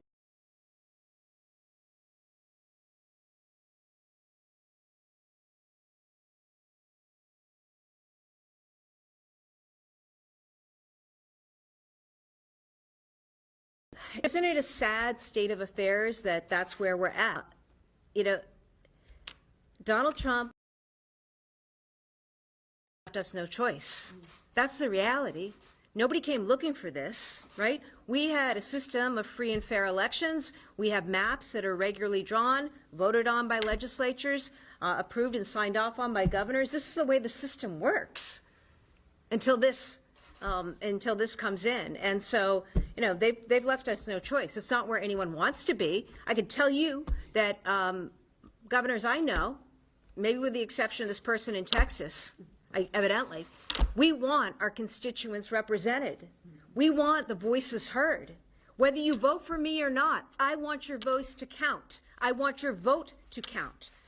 Unlike Greg Abbott, who doesn't want your voice to count and doesn't want your vote to count, nor does Donald Trump, nor does Ken Paxton, because they're proposing to completely rewrite a map out of nowhere to take away the votes and the voices of Texans. And the message is, not only does this have an impact on Congress, which impacts all of America, it also is something that you don't want to see spread. You don't want to see spread.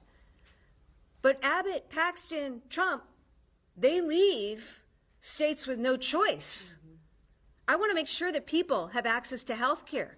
I don't want to see further cuts to Medicaid or to housing or to veterans or to poor little kids who need to eat, okay? So that is why it becomes an issue for a governor in New York and a governor in Illinois and a governor in Massachusetts, governors all around the country. So Governor, does that mean you're actually redistricting? I'm sorry? You're planning to perhaps move forward on a redistricting plan in Massachusetts? We just did that. We're going to follow the rules. I don't know if the Secretary of State wishes to comment, but we just went through a customary and orderly process just a few years ago. We have no Republicans to give. No, I mean, as you may know from history, Massachusetts gerrymandering was born here. Yes. But that was about Federalists, and we have no Federalists left either. So therefore, I think at this point, what I think the point the governor was making is you're putting states and other jurisdictions in this fight to do tactics they don't want to do. You know, I know at the present time that Trump doesn't particularly care for Putin, so he says, but this is a Putin-like tactic. And he doesn't seem to have any problem with that. I think we don't want to do this. I think Governor Hochul said that yesterday, but if that's what it's going to take to save the Congress, because then it becomes the bigger fight. And I think that's the big issue here. This is not a Texas fight. This is not some little fight down there. This is an American fight. And I think what Hochul was saying yesterday, and Pritzker has said previously and others, is that if we, to protect the independence of the Congress that's going to affect all of our states, we may have to engage in those tactics we don't want to. But nobody wants to do that. The answer really is not to let it happen at all. Let's stop it in Texas. Let's prevent this from happening. Let's show them this is not going to work. And that's really what we need to be talking about. And that's why we're speaking about it. We're not talking about just to say, hi, welcome to Boston. We're saying we want to stand with you. We want to get your message out to the country. And for Americans across this country, this is a very important issue. I don't care whether you're a Republican. I don't care if you're an independent. If you really want a free and fair election, you have to worry about this, what's going on in Texas right now, and we have to all stand up and do something about it. This isn't just their fight. They're not here to escape. They're here to get the word out, and they're asking for our help, and we want to give it. Some of your critics say that there is present-day gerrymandering in Massachusetts. There are Republican critics, and they say, look at the southern part of the state, New Bedford, Fall River. There are Republicans down there. What would you say to them? Well, I would say, first of all, Fall River and New Bedford are now in the same congressional district. So if that was an argument once upon a time, it no longer is. And also, I think if you look at the overall of our 9 seats, they're very geographically balanced. Whatever arguments might have been made in the time of Elbridge Gerry 200 years ago, or even more recently, don't apply today. These districts in the current state, and most states, are pretty evenly balanced. Obviously, there are always partisan considerations when districts are drawn, but this is not a partisan consideration. This is a thing of communities and neighborhoods, and I think that point, again, they're not simply saying, well, let's just change a few towns. They're splintering. We've got some details from our guests about how they're splintering communities of color. They're absolutely shattering them. They're diminishing their ability to be effective in getting representation in Congress. So this is not simply, well, move a couple of lines here and there and we'll pick up 5 seats. No, this is a very deliberate destruction of minority communities with the objective of trying to get more seats. Trump doesn't care, and apparently Abbott doesn't care either. They don't care what they're doing or who they're stepping on to get what they want. And they don't care whether they're stepping on us either, all of us. Again, if you are an American and you care about freedom of elections and you care about voting, you have to be against what's going on here. We don't want to see Democrats doing it. We don't want to see Republicans doing it. But if we all don't stand up and say this tactic is unacceptable, it's beyond the pale, that's what we're going to get. And we don't want that. They don't want this spreading to other states. Neither do we in this state of Massachusetts. But we have to call it out now. That's the only way to stop it. And I just add, just remember to add a little bit to that question too. The Massachusetts maps, in my view, are fair. They were drawn after a robust process and signed into law by Republican Governor Charlie Baker. Senator, hang on a second. On this accusation that maybe Democratic states gerrymander just like, or gerrymander, thank you for that, gerrymander just like Republican states do. They do it every 10 years. What's so offensive about this is not that there would be political and partisan interest in mind. That's been for all of history. Is that they're doing it in the middle without a decennial census, and they're doing it for the sole purpose of insulating themselves from voter retribution against their failed leadership and bad policies. That's what's wrong with this. Are we going to do this every 2 years? Every time the administration does something that the voters hate, they redraw the maps to insulate themselves from the democratic process. That's dangerous, and that's what's happening. Sorry to interrupt. Why don't you introduce yourself? I'm supposed to identify myself. I'm Nathan Johnson. I'm state senator from Dallas. Do you fear defiance, the expulsion, the threats of arrest? I'm sorry. Do you fear any of the threats of arrest? No, and that would be these two. Do you want to say anything? That would be these two. Yeah, just introduce yourself. Yes. Good afternoon, everyone. I'm State Representative Anna Hernandez, and this is my colleague, Representative Armando Wally. We are both members of the Texas House from Houston, Texas. And to answer your questions, yes, the $500 being assessed, they will not be paid until if and when we return. So that is not what we're concerned about, and we have not fled the state. And I do want to take this moment to say thank you to Governor Healy and Secretary of State. Thank you for welcoming us. Thank you for the support, because that is what we're in search of. As we fled, didn't flee, as we left the state, it was to make sure that our constituents have a voice, because that's what this process is doing. It's silencing our constituents, and we will not stand for it. What about the threats of arrest or expulsion? There have been civil arrests, civil warrants that have been filed that they don't have jurisdiction beyond the state. So that's why we have traveled outside of the state of Texas. Armando Wally, the price to pay is pales into comparison to the rights of everyday people, everyday constituents that we represent proudly. Not scared at all. Come and take it. Are those times only for House members, or are they for both House and Senate? House The House has separate rules. Does the Senate face any financial repercussions? No, not currently. So you, Not yet. the way the fines are in the response to the last redistricting or the last quorum break that occurred in 2021. The House changed the rules to force us back and to prevent us to try to leave again, to punish those members that are using the parliamentary procedures that are in place that we've used for over 100 years. You can't use your campaign funds. These have to come out of your personal finances. Governor, do you see that a legislative solution is needed as the legislature has passed a shield bill? Do we need something similar in Massachusetts to prevent something like this from unfolding here? I'm sorry, I don't follow. I'm curious if you see a legislative solution that's needed. Democrats here have really focused on the shield law in response to what's going on with Republicans. is there a comparable law that needs to happen in Massachusetts to prevent this type of situation from Texas coming into Massachusetts? When it comes to elections, they are free and fair here in Massachusetts. We continue to abide by the law and the maps that were drawn and approved years ago by then Governor Baker. And in terms of whatever actions that we need to continue to take, I'm going to be prepared to take them if it's in the best interests of the Massachusetts people. And we've done that several times over the last several weeks in the face of and in the wake of, devastating and draconian actions by Donald Trump and his administration. So with that, thank you, everybody. Thank you. Thank you.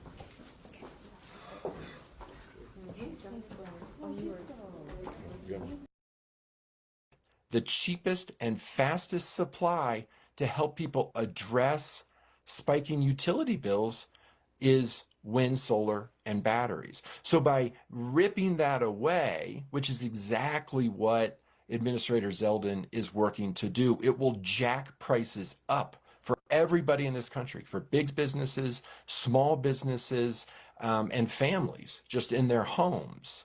And so to somehow pretend that this is bad economics, to bring, clean energy onto the grid is a fallacy and just completely, misrepresents really what's happening here in this country right now. Cheapest and fastest energy, clean energy. Our first call for you, sir, comes from Merrill, and this is Mike, Republican line. You're on with Pete Maysmith of the League of Conservation Voters. Hello. Hi, sir. You said science was out on greenhouse gases being damaging. And I'm just curious, if a greenhouse is an enclosed structure that slowly builds up this gas that you're talking about, would that mean that our system is enclosed and it doesn't vapor gas out into the universe? Hi, Mike. Thanks for your question.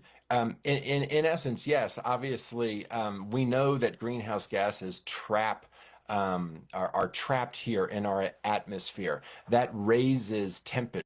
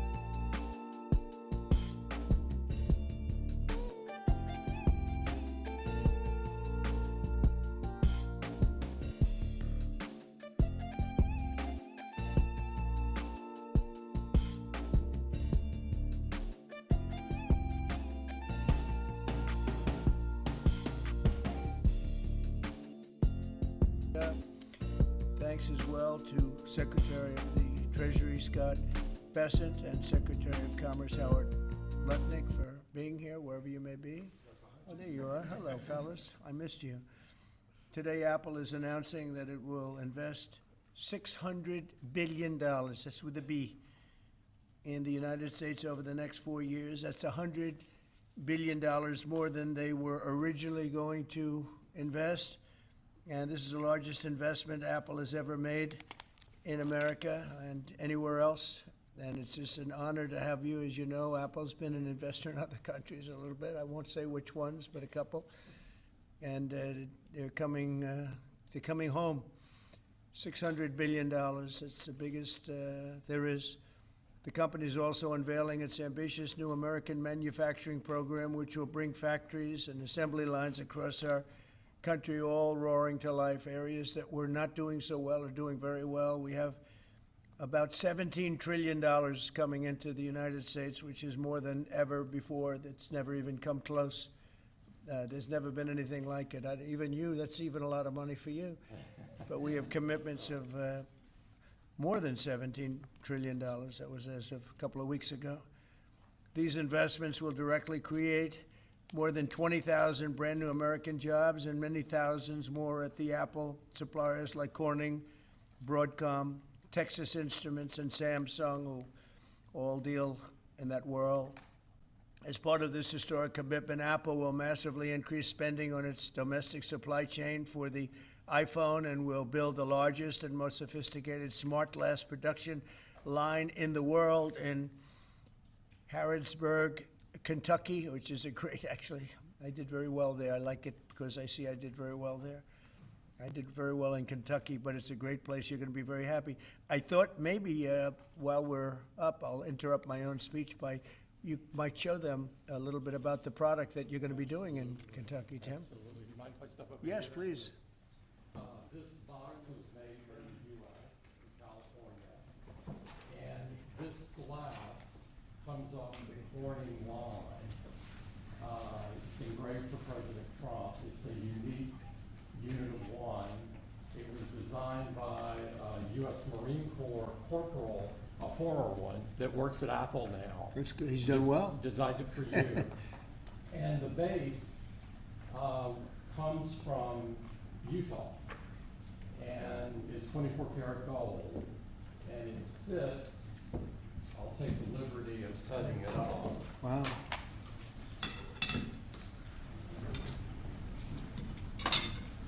Well, let's see. There we go. Congratulations, Thank you Mr. very much. President. It's Thank you fantastic. so much. The great people of Kentucky. You're going to find it a great place to do business, too. It's fantastic. Isn't that nice? We're doing these things now in the United States instead of other countries, faraway countries. This is a significant step toward the ultimate goal of ensuring that iPhones sold in the United States of America also are made in America. With the mass infusion of capital it's announcing today, Apple will also build a 250,000 square foot server manufacturing facility in Houston and invest billions of dollars to construct data centers across the country from North Carolina to Iowa to Oregon. That's big stuff. Apple will also open state-of-the-art manufacturing economy. It's going to be a manufacturing academy in Detroit, and that's a great place to do. Well, you know, big things are happening in Michigan and Detroit. They're coming in because of what we've done with the, I call it the Great Big Beautiful Bill. I added one word, great. But we have probably the biggest, most comprehensive piece of legislation ever passed. It's going to mean unbelievable numbers of jobs and no jobs on, think of this, whether it's tips or overtime or Social Security, no tax. So no tax on tips, no tax on Social Security, no tax on overtime. And there's just a small bit of it. For Apple and others, businesses, we're talking about the deductions and all of the things. And actually for people, they go out and buy a car, first time it's ever been done. We talk about deductions for companies, but they're going to be able to deduct interest when they borrow money to buy a car, if it's made in America. It has to be made in America. So It is amazing, and one of the reasons I think I can say that Apple's coming here is the legislation we just passed with this kind of investment. Apple will also open other facilities, rare earth magnets from Texas, and build, oh, I love that you're doing this. I love that. I love that. And build a brand new rare earth recycling line in Mountain Pass, California. I know that area. That's where they have a lot of truly rare earth. That's fantastic. I love that. And Apple will help develop and manufacture semiconductors and semiconductor equipment in Texas, Utah, Arizona, and New York. For years, Americans have watched as many of our leading tech giants built their factories overseas and exported American jobs abroad. But under the Trump administration, we're doing everything possible to make this the best place on earth to build a factory or grow businesses. I'm allowing them to build electric producing plants with their factory, because otherwise they'd have to hook into the grid. And I think it's one of the biggest things we've done, where you can build, Tim, your own electricity. You become your own electric manufacturer, and that goes along with the plant. So you become a utility. So congratulations, now you're in the utility. I hope they don't value your company based on utility, but that's okay. You're going to be making your own electricity, and as you probably know, for much of this and many of the things that we're doing, especially the AI, they would need actually double the electricity that the country now produces for everything. So it's massive electric, and they're going to be able to make their own, and they're getting very fast approvals. Lee Zeldin is doing a fantastic job, including with a 100% expensing on the one big, beautiful bill. In return, we're asking our businesses to invest in America, and they're coming in at levels that we've never seen before. So I don't know when it shows up, but there are a lot of factories and a lot of plants that are either under construction or soon will be starting construction. So can't tell you exactly when, but I want to be around in about a year from now and 2 years from now, because we're going to see an explosion, I think, like this country has never seen before. Never. Today's announcement is one of the largest commitments in what has become among the greatest investment booms in our nation's history, and we've got the hottest country anywhere in the world. You know, I told you the story that, and Tim, I'll tell you, but I went to the Middle East, and I was with Qatar, I was with UAE, and the King of Saudi Arabia, all great leaders. And then I went to NATO and saw many great leaders, and we just finished that about 4 weeks ago. Virtually everyone said, in effect, that we were a dead country 1 year ago. America, this was a dead country. We were dying, we were dead. And now you've got the hottest country anywhere in the world. This would have never happened except for certain people. Thank you very much. I appreciate it. NVIDIA is investing $500 billion to go along with Apple's $600 billion. $600 billion. Micron, great company, is investing $200 billion. IBM is investing more than $150 billion. SoftBank is investing substantially more than $100 billion. TSMC is investing $200 billion. Johnson & Johnson, $55 billion. Merck, Stellantis, and General Motors are putting many, many billions in. They haven't determined the final number. And many other countries are investing tens of billions of dollars, and I'm not going to give you the whole list because the list is too long to read. But it's hundreds of billions and even trillions. I mean, it's trillions of dollars that's being invested right now. Last week, it was announced that our economy grew at 3% in the second quarter, and consumer confidence is surging. Blue-collar wages are rising rapidly. Costs are way down. You know, I listen to these horrendous frauds on CNN and various other fake news networks, and they say costs are up. No, costs are down. Gasoline is down. It's going to soon, I believe, be less than $2 a gallon. It's around $2.40 right now, many places, other than in California where they tax you out of business, but and a couple of others. But gasoline is way down. The price of groceries are down. How about eggs? When I first came here, my first week, the press hit me very hard on eggs. Eggs had quadrupled or something. I said, I didn't know about it. Give me a chance. I've just been here for 4 days. Well, eggs are down. Everything's down. prices down. The only thing that's up is stock prices. That's really up, and that's through the roof. The stock market has been hitting all-time records, all-time highs. Last week it was announced that our economy grew at levels that we haven't seen in a long time, but the real levels of growth are going to be judged in a year from now when you start seeing some of these incredible plants, because we have car plants opening. They're coming in from Canada, from Mexico, and from all over the world. And they're coming in because they like the way the election worked out, but they also like the fact that they don't want to pay tariffs. And the tariffs, I think, we're taking in hundreds of billions of dollars in tariffs. I won't be so specific other than to say, because we don't even know what the final number is. We just made a deal, as you know, with the EU where they're paying hundreds of billions of dollars. Japan paying hundreds of billions of dollars, and numerous other countries paying hundreds of billions of dollars. And we're not even completed there. And as you know, they found $25 billion 3 weeks ago. They said, we have a surplus of $25 billion. And they said, where did this come from? I said, check the tariffs. And they checked. They said, you're right, that's where it came from. And we've really just started. This is just in its infancy. So we have a great country. We have a country that is going to be very rich. It's a country that we're very proud of, but it's going to be very rich. And it's companies like Apple, they're coming home. They're all coming home. And we want them to come home. They have to come home. We're going to treat them really well. We're going to be putting a very large tariff on chips and semiconductors. But the good news for companies like Apple is if you're building in the United States or have committed to build, without question committed to build in the United States, there will be no charge. In other words, we're not going to be charging. So a lot of countries, a lot of companies are leaving various other places and they're coming to the United States. So in other words, we'll be putting a tariff on of approximately 100% on chips and semiconductors.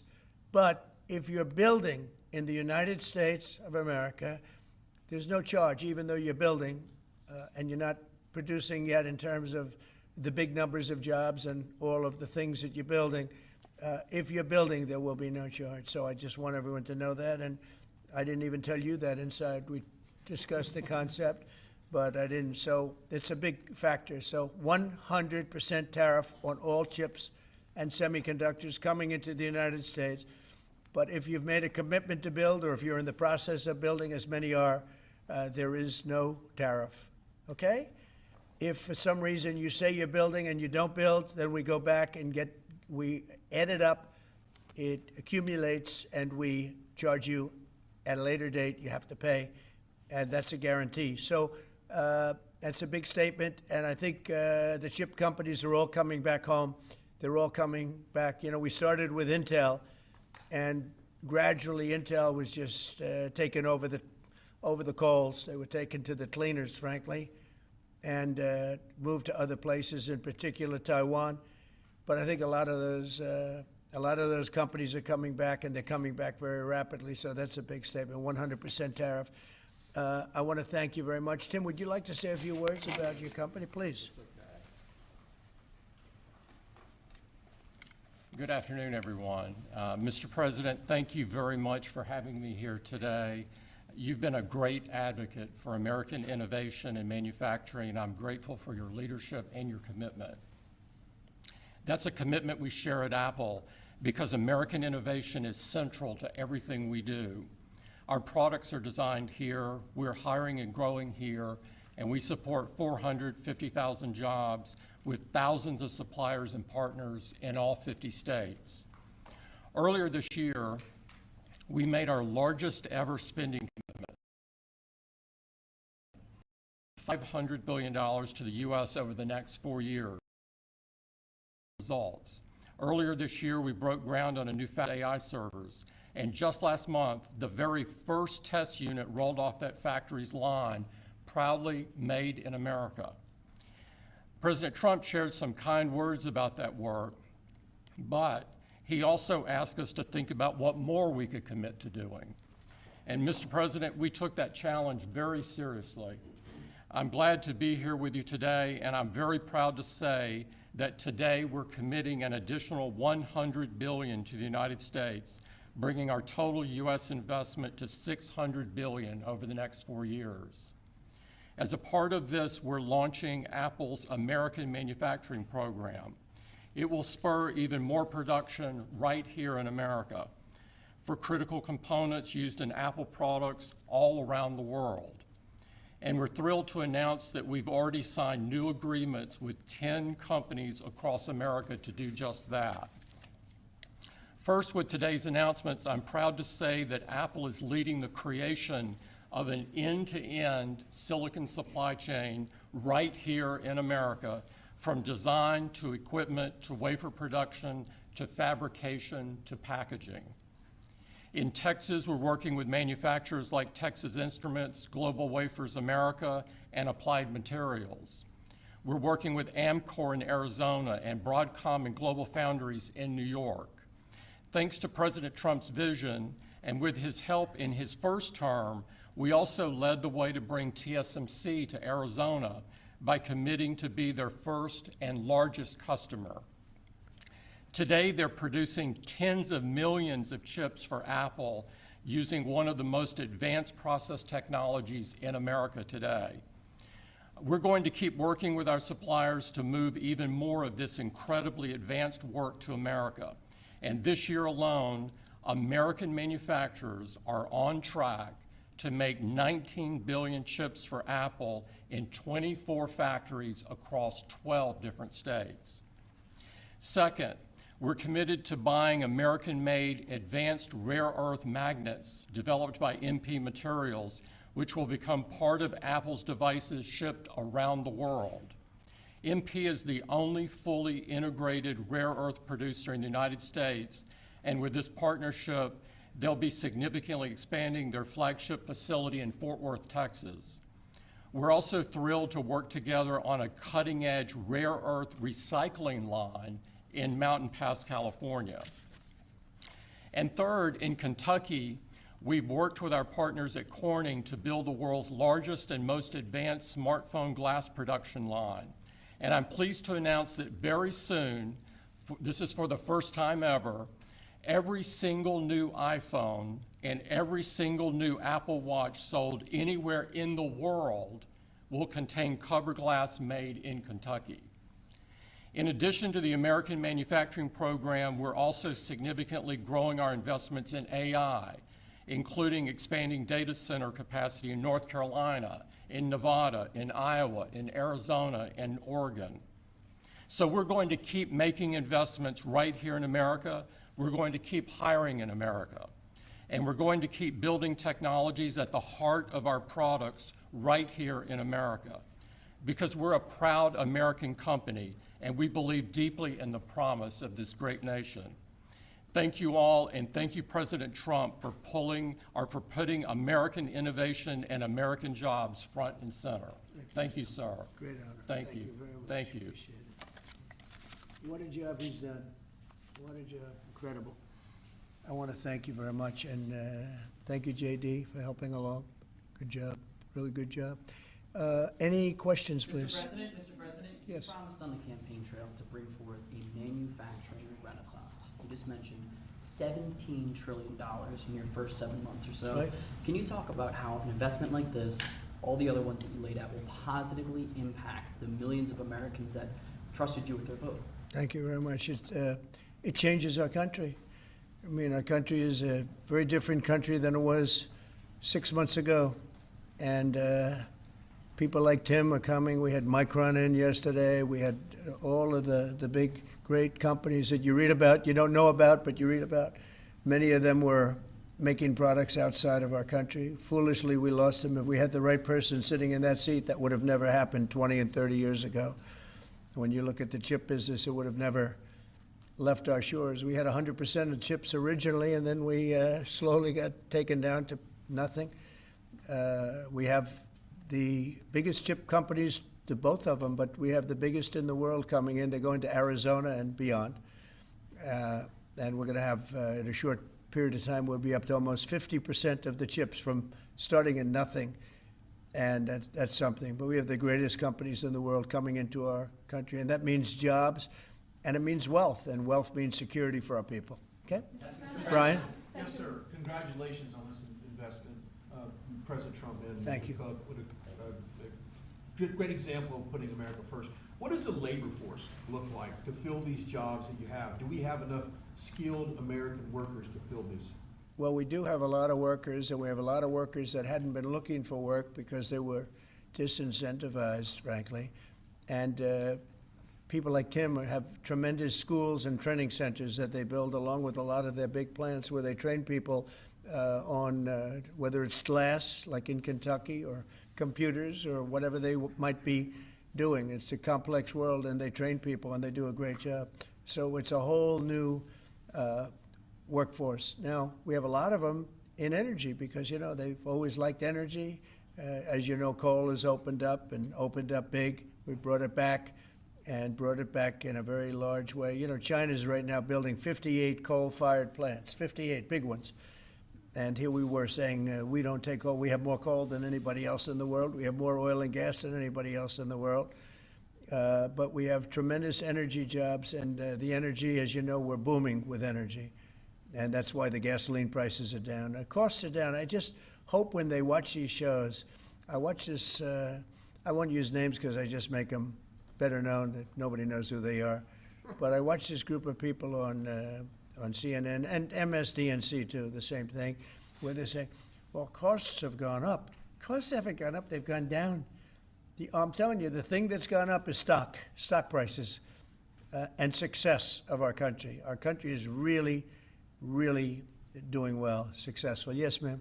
Yes, Mr. President, have Putin and Zelensky agreed to a summit yet? And where and when would that be? Well, there's a very good prospect that they will. And we haven't determined where, but we had some very good talks with President Putin today. And there's a very good chance that we could be ending the round, ending the end of that road. That road was long and continues to be long, but there's a good chance that there will be a meeting very soon. How close do you think you are to a deal?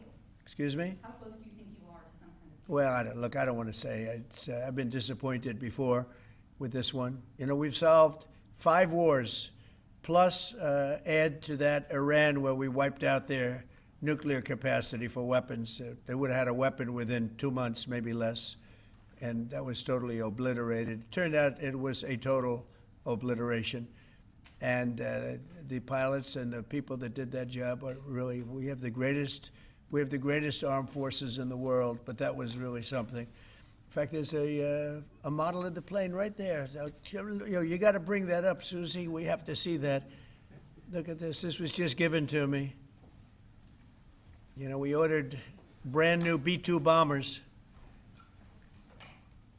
This is a plane that over a period of 36 hours of constant flying, look at this. So this is the brand new one they just ordered, similar but actually quite different. It's new and enhanced. It's an amazing machine. It went 36 hours. We had 52 tankers up in the air loading up our planes because this was surrounded by F-22s and F-35s, and it was flawless, Tim. Even you would say it was flawless. And every one of those bombs hit their target. And then we had Tomahawks shot in from a submarine 300 miles away, and they hit every single Tomahawk hit its target. It was amazing. And that was a big threat. That was a nuclear threat. And here's the new one that we just ordered, a large number of them. I'll put it up. Mr. President, what was the breakthrough today? Did Vladimir Putin make some kind of concession that he hasn't been willing to make before? I don't call it a breakthrough. I mean, we've been working on this a long time. There are thousands of young people dying, mostly soldiers, but also, you know, missiles being hit into Kiev and other places. But in terms of soldiers, I think Russia's lost over 20,000 since the beginning of the year, 20,000.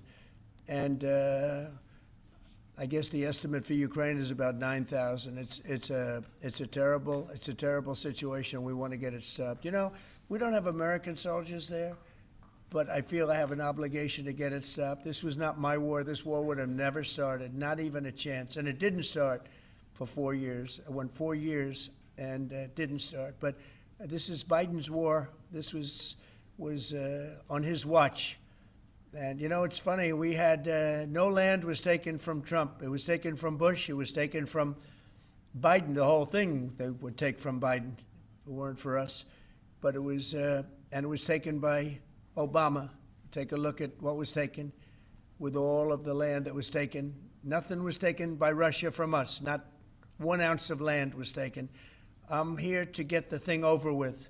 It would have never started if I were president, and we're here to get it stopped and get the death stopped. Yeah, please. Mr. President, in the past, you said you would know if Putin was tackling you wrong. What Yeah. gives you any confidence that he is or isn't doing that? Can't answer the question yet. I'll tell you in a matter of weeks, maybe less. But we've made a lot of progress. And as you know, we put a 50% tariff on India on oil. They're the second largest. They're very close to China in terms of the purchase of oil from Russia. But so I don't know if that had anything to do with it. But we've had very productive talks today. Yes, ma'am? President Trump, on federalizing D.C., are you considering taking over the D.C. police? Is that an option on the table? We're considering it, yeah, because the crime is ridiculous. I could show you a chart comparing D.C. to other locations, and you're not going to want to see what it looks like. It was just up on television, actually. They were showing it. Now, we want to have a great, safe capital, and we're going to have it. And that includes cleanliness, and it includes other things. We have a capital that's very unsafe. You know, we just almost lost a young man, beautiful, handsome guy that got the hell knocked out of him the night before last. And I'm going to call him now. We wanted to give him a little recovery time. We just put a call into him. They're calling back in a little while, but he went through a bad situation, to put it mildly, and there's too much of it. We're gonna do something about it. So whether you call it federalized or what, and that also includes the graffiti that you see, the papers all over the place, the roads that are in bad shape, the medians that are falling down, the median in between roads that's falling down. We're going to beautify the city. We're going to make it beautiful. And what a shame. The rate of crime, the rate of muggings, killings, and everything else, we're not going to let it. And that includes bringing in the National Guard, maybe very quickly, too. And do you want Congress to look at overturning the D.C. Home Rule Act?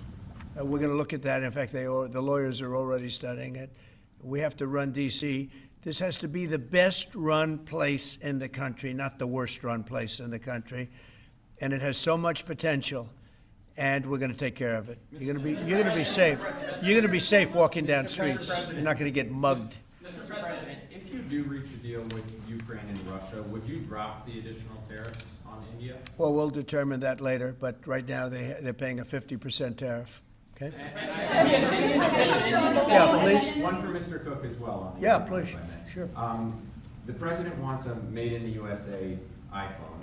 What are the chances that you can actually make that happen? Well, if you look at the bulk of it, we're doing a lot of the semiconductors here. We're doing the glass here. We're doing the Face ID module here. So there's a ton of it. And we're doing these for products sold elsewhere in the world. And so there's a lot of content in there from the United States. But what about the whole thing? We're very proud of it. Can you make the whole thing is here? just the final assembly that you're focused on. And that will be elsewhere for a while. He makes many of the components here, and we've been talking about it, and the whole thing is set up at other places, and it's been there for a long time. So in terms of cost and all, but I think we may incentivize him enough that one day he'll be bringing that. But he brings most of the stuff. Look, he's not making this kind of an investment anywhere in the world, not even close. He's coming back. I mean, Apple's coming back to America. Thank you. Mr. President, Indian officials Let me go, please. Indian officials have said that there are other countries that are buying Russian oil. It's okay. Like China, for instance, It's buys okay. more. Yeah. Why are you singling India out for these additional sanctions? It's only been 8 hours. So let's see what happens over the next. Secondary sanctions You're going very to see a lot soon. more. So this is a taste of You're what's going to to see a come. lot more. You're Mr. going to see so much secondary sanctions. Yes, ma'am. Sorry, you were the driving force behind Operation Warp Speed, these mRNA vaccines that are the gold standard. Right. Now your health secretary is pulling back all the funding for research. He's saying that the risks outweigh the benefits, which puts him at odds with Research the on entire what? medical community and with you. What is going Yeah, on research on what? into mRNA vaccines? Well, we're going to look at that. We're talking about it, and they're doing a very good job. And, that is a pass. Operation Warp Speed was, whether you're Republican or Democrat, considered one of the most incredible things ever done in this country. The efficiency, the way it was done, the distribution, everything about it has been amazing. But, that was now a long time ago, and we're on to other things. But we are speaking about it. We have meetings about it tomorrow at 12 o'clock, and we'll determine. We're looking for other answers to other problems, to other sicknesses and diseases, and I think we're doing really well. Yes, ma'am, please. Thank you, Mr. President. You said many times that you want to stop wars in the Middle East. Now Prime Minister Netanyahu is contemplating reoccupying Gaza entirely. Is he defying you, sir, or are you giving him a green light? Well, we have stopped wars in the Middle East by stopping Iran from having a nuclear weapon, and they're they can say they're going to start all over again, but that's a very dangerous thing for them to do, because we'll be back. As soon as they start, we'll be back. And I think they understand that. They're just words. But no, we've stopped a lot of wars in the Middle East. If you think about what we did with Iran, Iran was the perpetrator of hate, a very evil place, and I think it's going to be a lot different in the coming years. On the India penalties, do you have any similar plans to enact more tariffs on China as it relates Could to their happen. purchases? Could happen. Depends on how we do. Could happen. Mr. President, Brian? have you talked-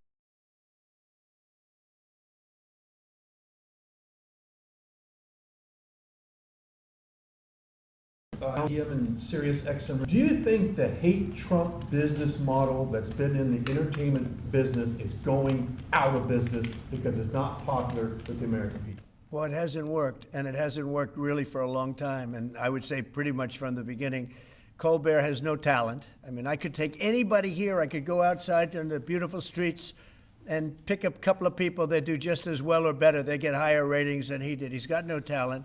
Fallon has no talent. Kimmel has no talent. They're next. They're going to be going. I hear they're going to be going. I don't know, but I would imagine because they get, Colbert has better ratings than Kimmel or Fallon. You know that. Howard Stern, it's a name I haven't heard. I used to do a show, used to have fun, but I haven't heard that name in a long time. What happened? He got terminated? Yeah, they're going to separate ways because I think what they're offering salary-wise is real low than what he's getting. You know when he went down? Whenever you want. You know when he went down? No, before. When he endorsed Hillary Clinton, he lost his audience. People said, give me a break. He went down when he endorsed Hillary Clinton. Mr. President, Have you talked to Governor Cuomo? Interviewing Fed candidates yet? Yeah, we've started the interviewing process. Scott and I and Howard, a lot of people, JD, we have some great candidates. It's probably down to 3. He doesn't want the job. He said, do you like this job better? Yes, sir. I mean, he was a candidate, but I don't think he'll take it. I really don't think he'd take it, actually. Are there any candidates from Wall Street, Mr. President? Yeah, essentially we're all from Wall Street, aren't we? You know, when you get right down to it. The term Wall Street. Yeah, please. Yep, you made your tax cuts permanent. You mentioned that the tariffs are bringing in a ton of external revenue. You've opened up markets, the EU, Japan, South Korea, many others, to American goods like we've never seen before. How much growth can we expect in the economy now that this model of yours is sort of beginning to really take off? Well, I think the growth is going to be unprecedented. I think we're going to have growth that's unbelievable. Now, remember, we're building and just starting to build a lot of these incredible plants.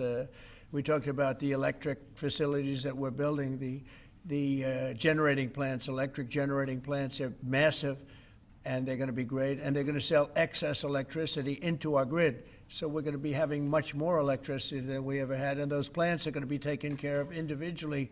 I know Tim is building one in one of his big factories, but especially for AI because it needs so much electricity. So I appreciate the question very much. I think the growth is going to be unprecedented. Did you have a phone call with Andrew Cuomo? Did you speak to Andrew Cuomo? I haven't. No, I haven't. Mr. President, have you been briefed on what Ghislaine Maxwell told Todd Blanche? No, I haven't. Have You not. don't know whether after I you don't came know. up in the I know conversation Todd is a on very that? respected person all over the country, all over the world legally, so I don't know. Mr. President. Yeah, please, go ahead. Will the new Fed governor be temporary? We're probably going to go with a temp and then a permanent, I think. So the temp is going to be, and then we're going to go permanent. Are the two Kevins the leading contenders for the permanent spot for the chair? Well, the two Kevins are absolutely, yeah, they're both very good. Mr. President. The two Kevins, is very good. Mr. President, is Vice President Vance hosting a gathering this evening to talk about how to respond to the Epstein situation?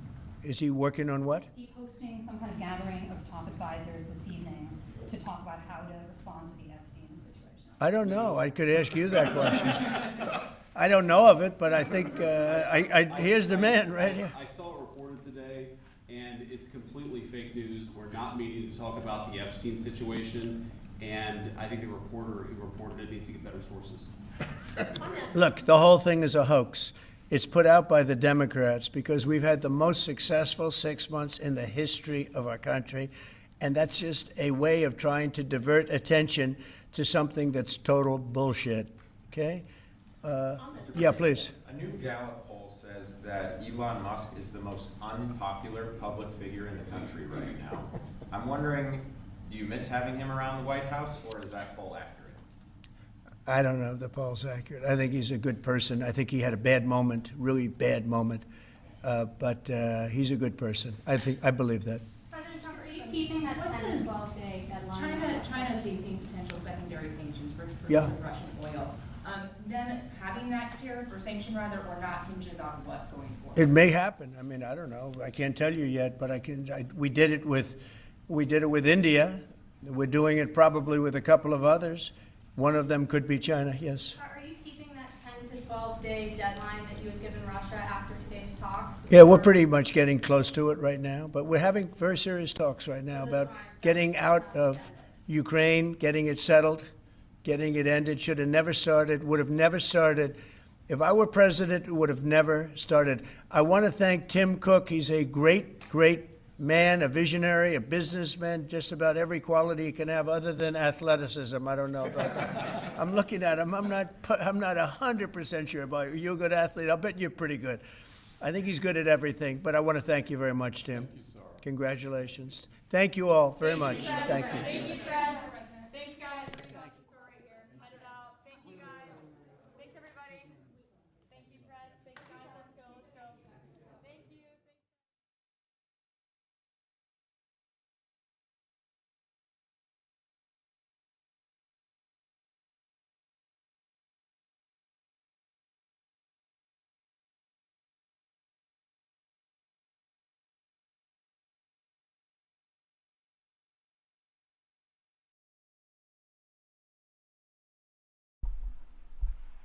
Thank you very much, and thank you for being here in the Oval Office, one of the great places of the world, as we make a historic announcement about the Golden Dome Missile Defense Shield. That's something we want, and Ronald Reagan wanted it many years ago, but they didn't have the technology, but it's something we're going to have. We're going to have it at the highest level. I want to thank Secretary Hegseth, who's been fantastic, and Secretary Rubio, and Space Force Vice Chief of Space Operations, General Mike Gutlein. I also want to recognize Senators Dan Sullivan, Kevin Cramer, and Jim Banks, fantastic senators, great talents, great political talents, and people that love our country. In the campaign, I promised the American people that I would build a cutting-edge missile defense shield to protect our homeland from the threat of foreign missile attack. And that's what we're doing. Today I'm pleased to announce that we have officially selected an architecture for this state-of-the-art system that will deploy next-generation technologies across the land, sea, and space, including space-based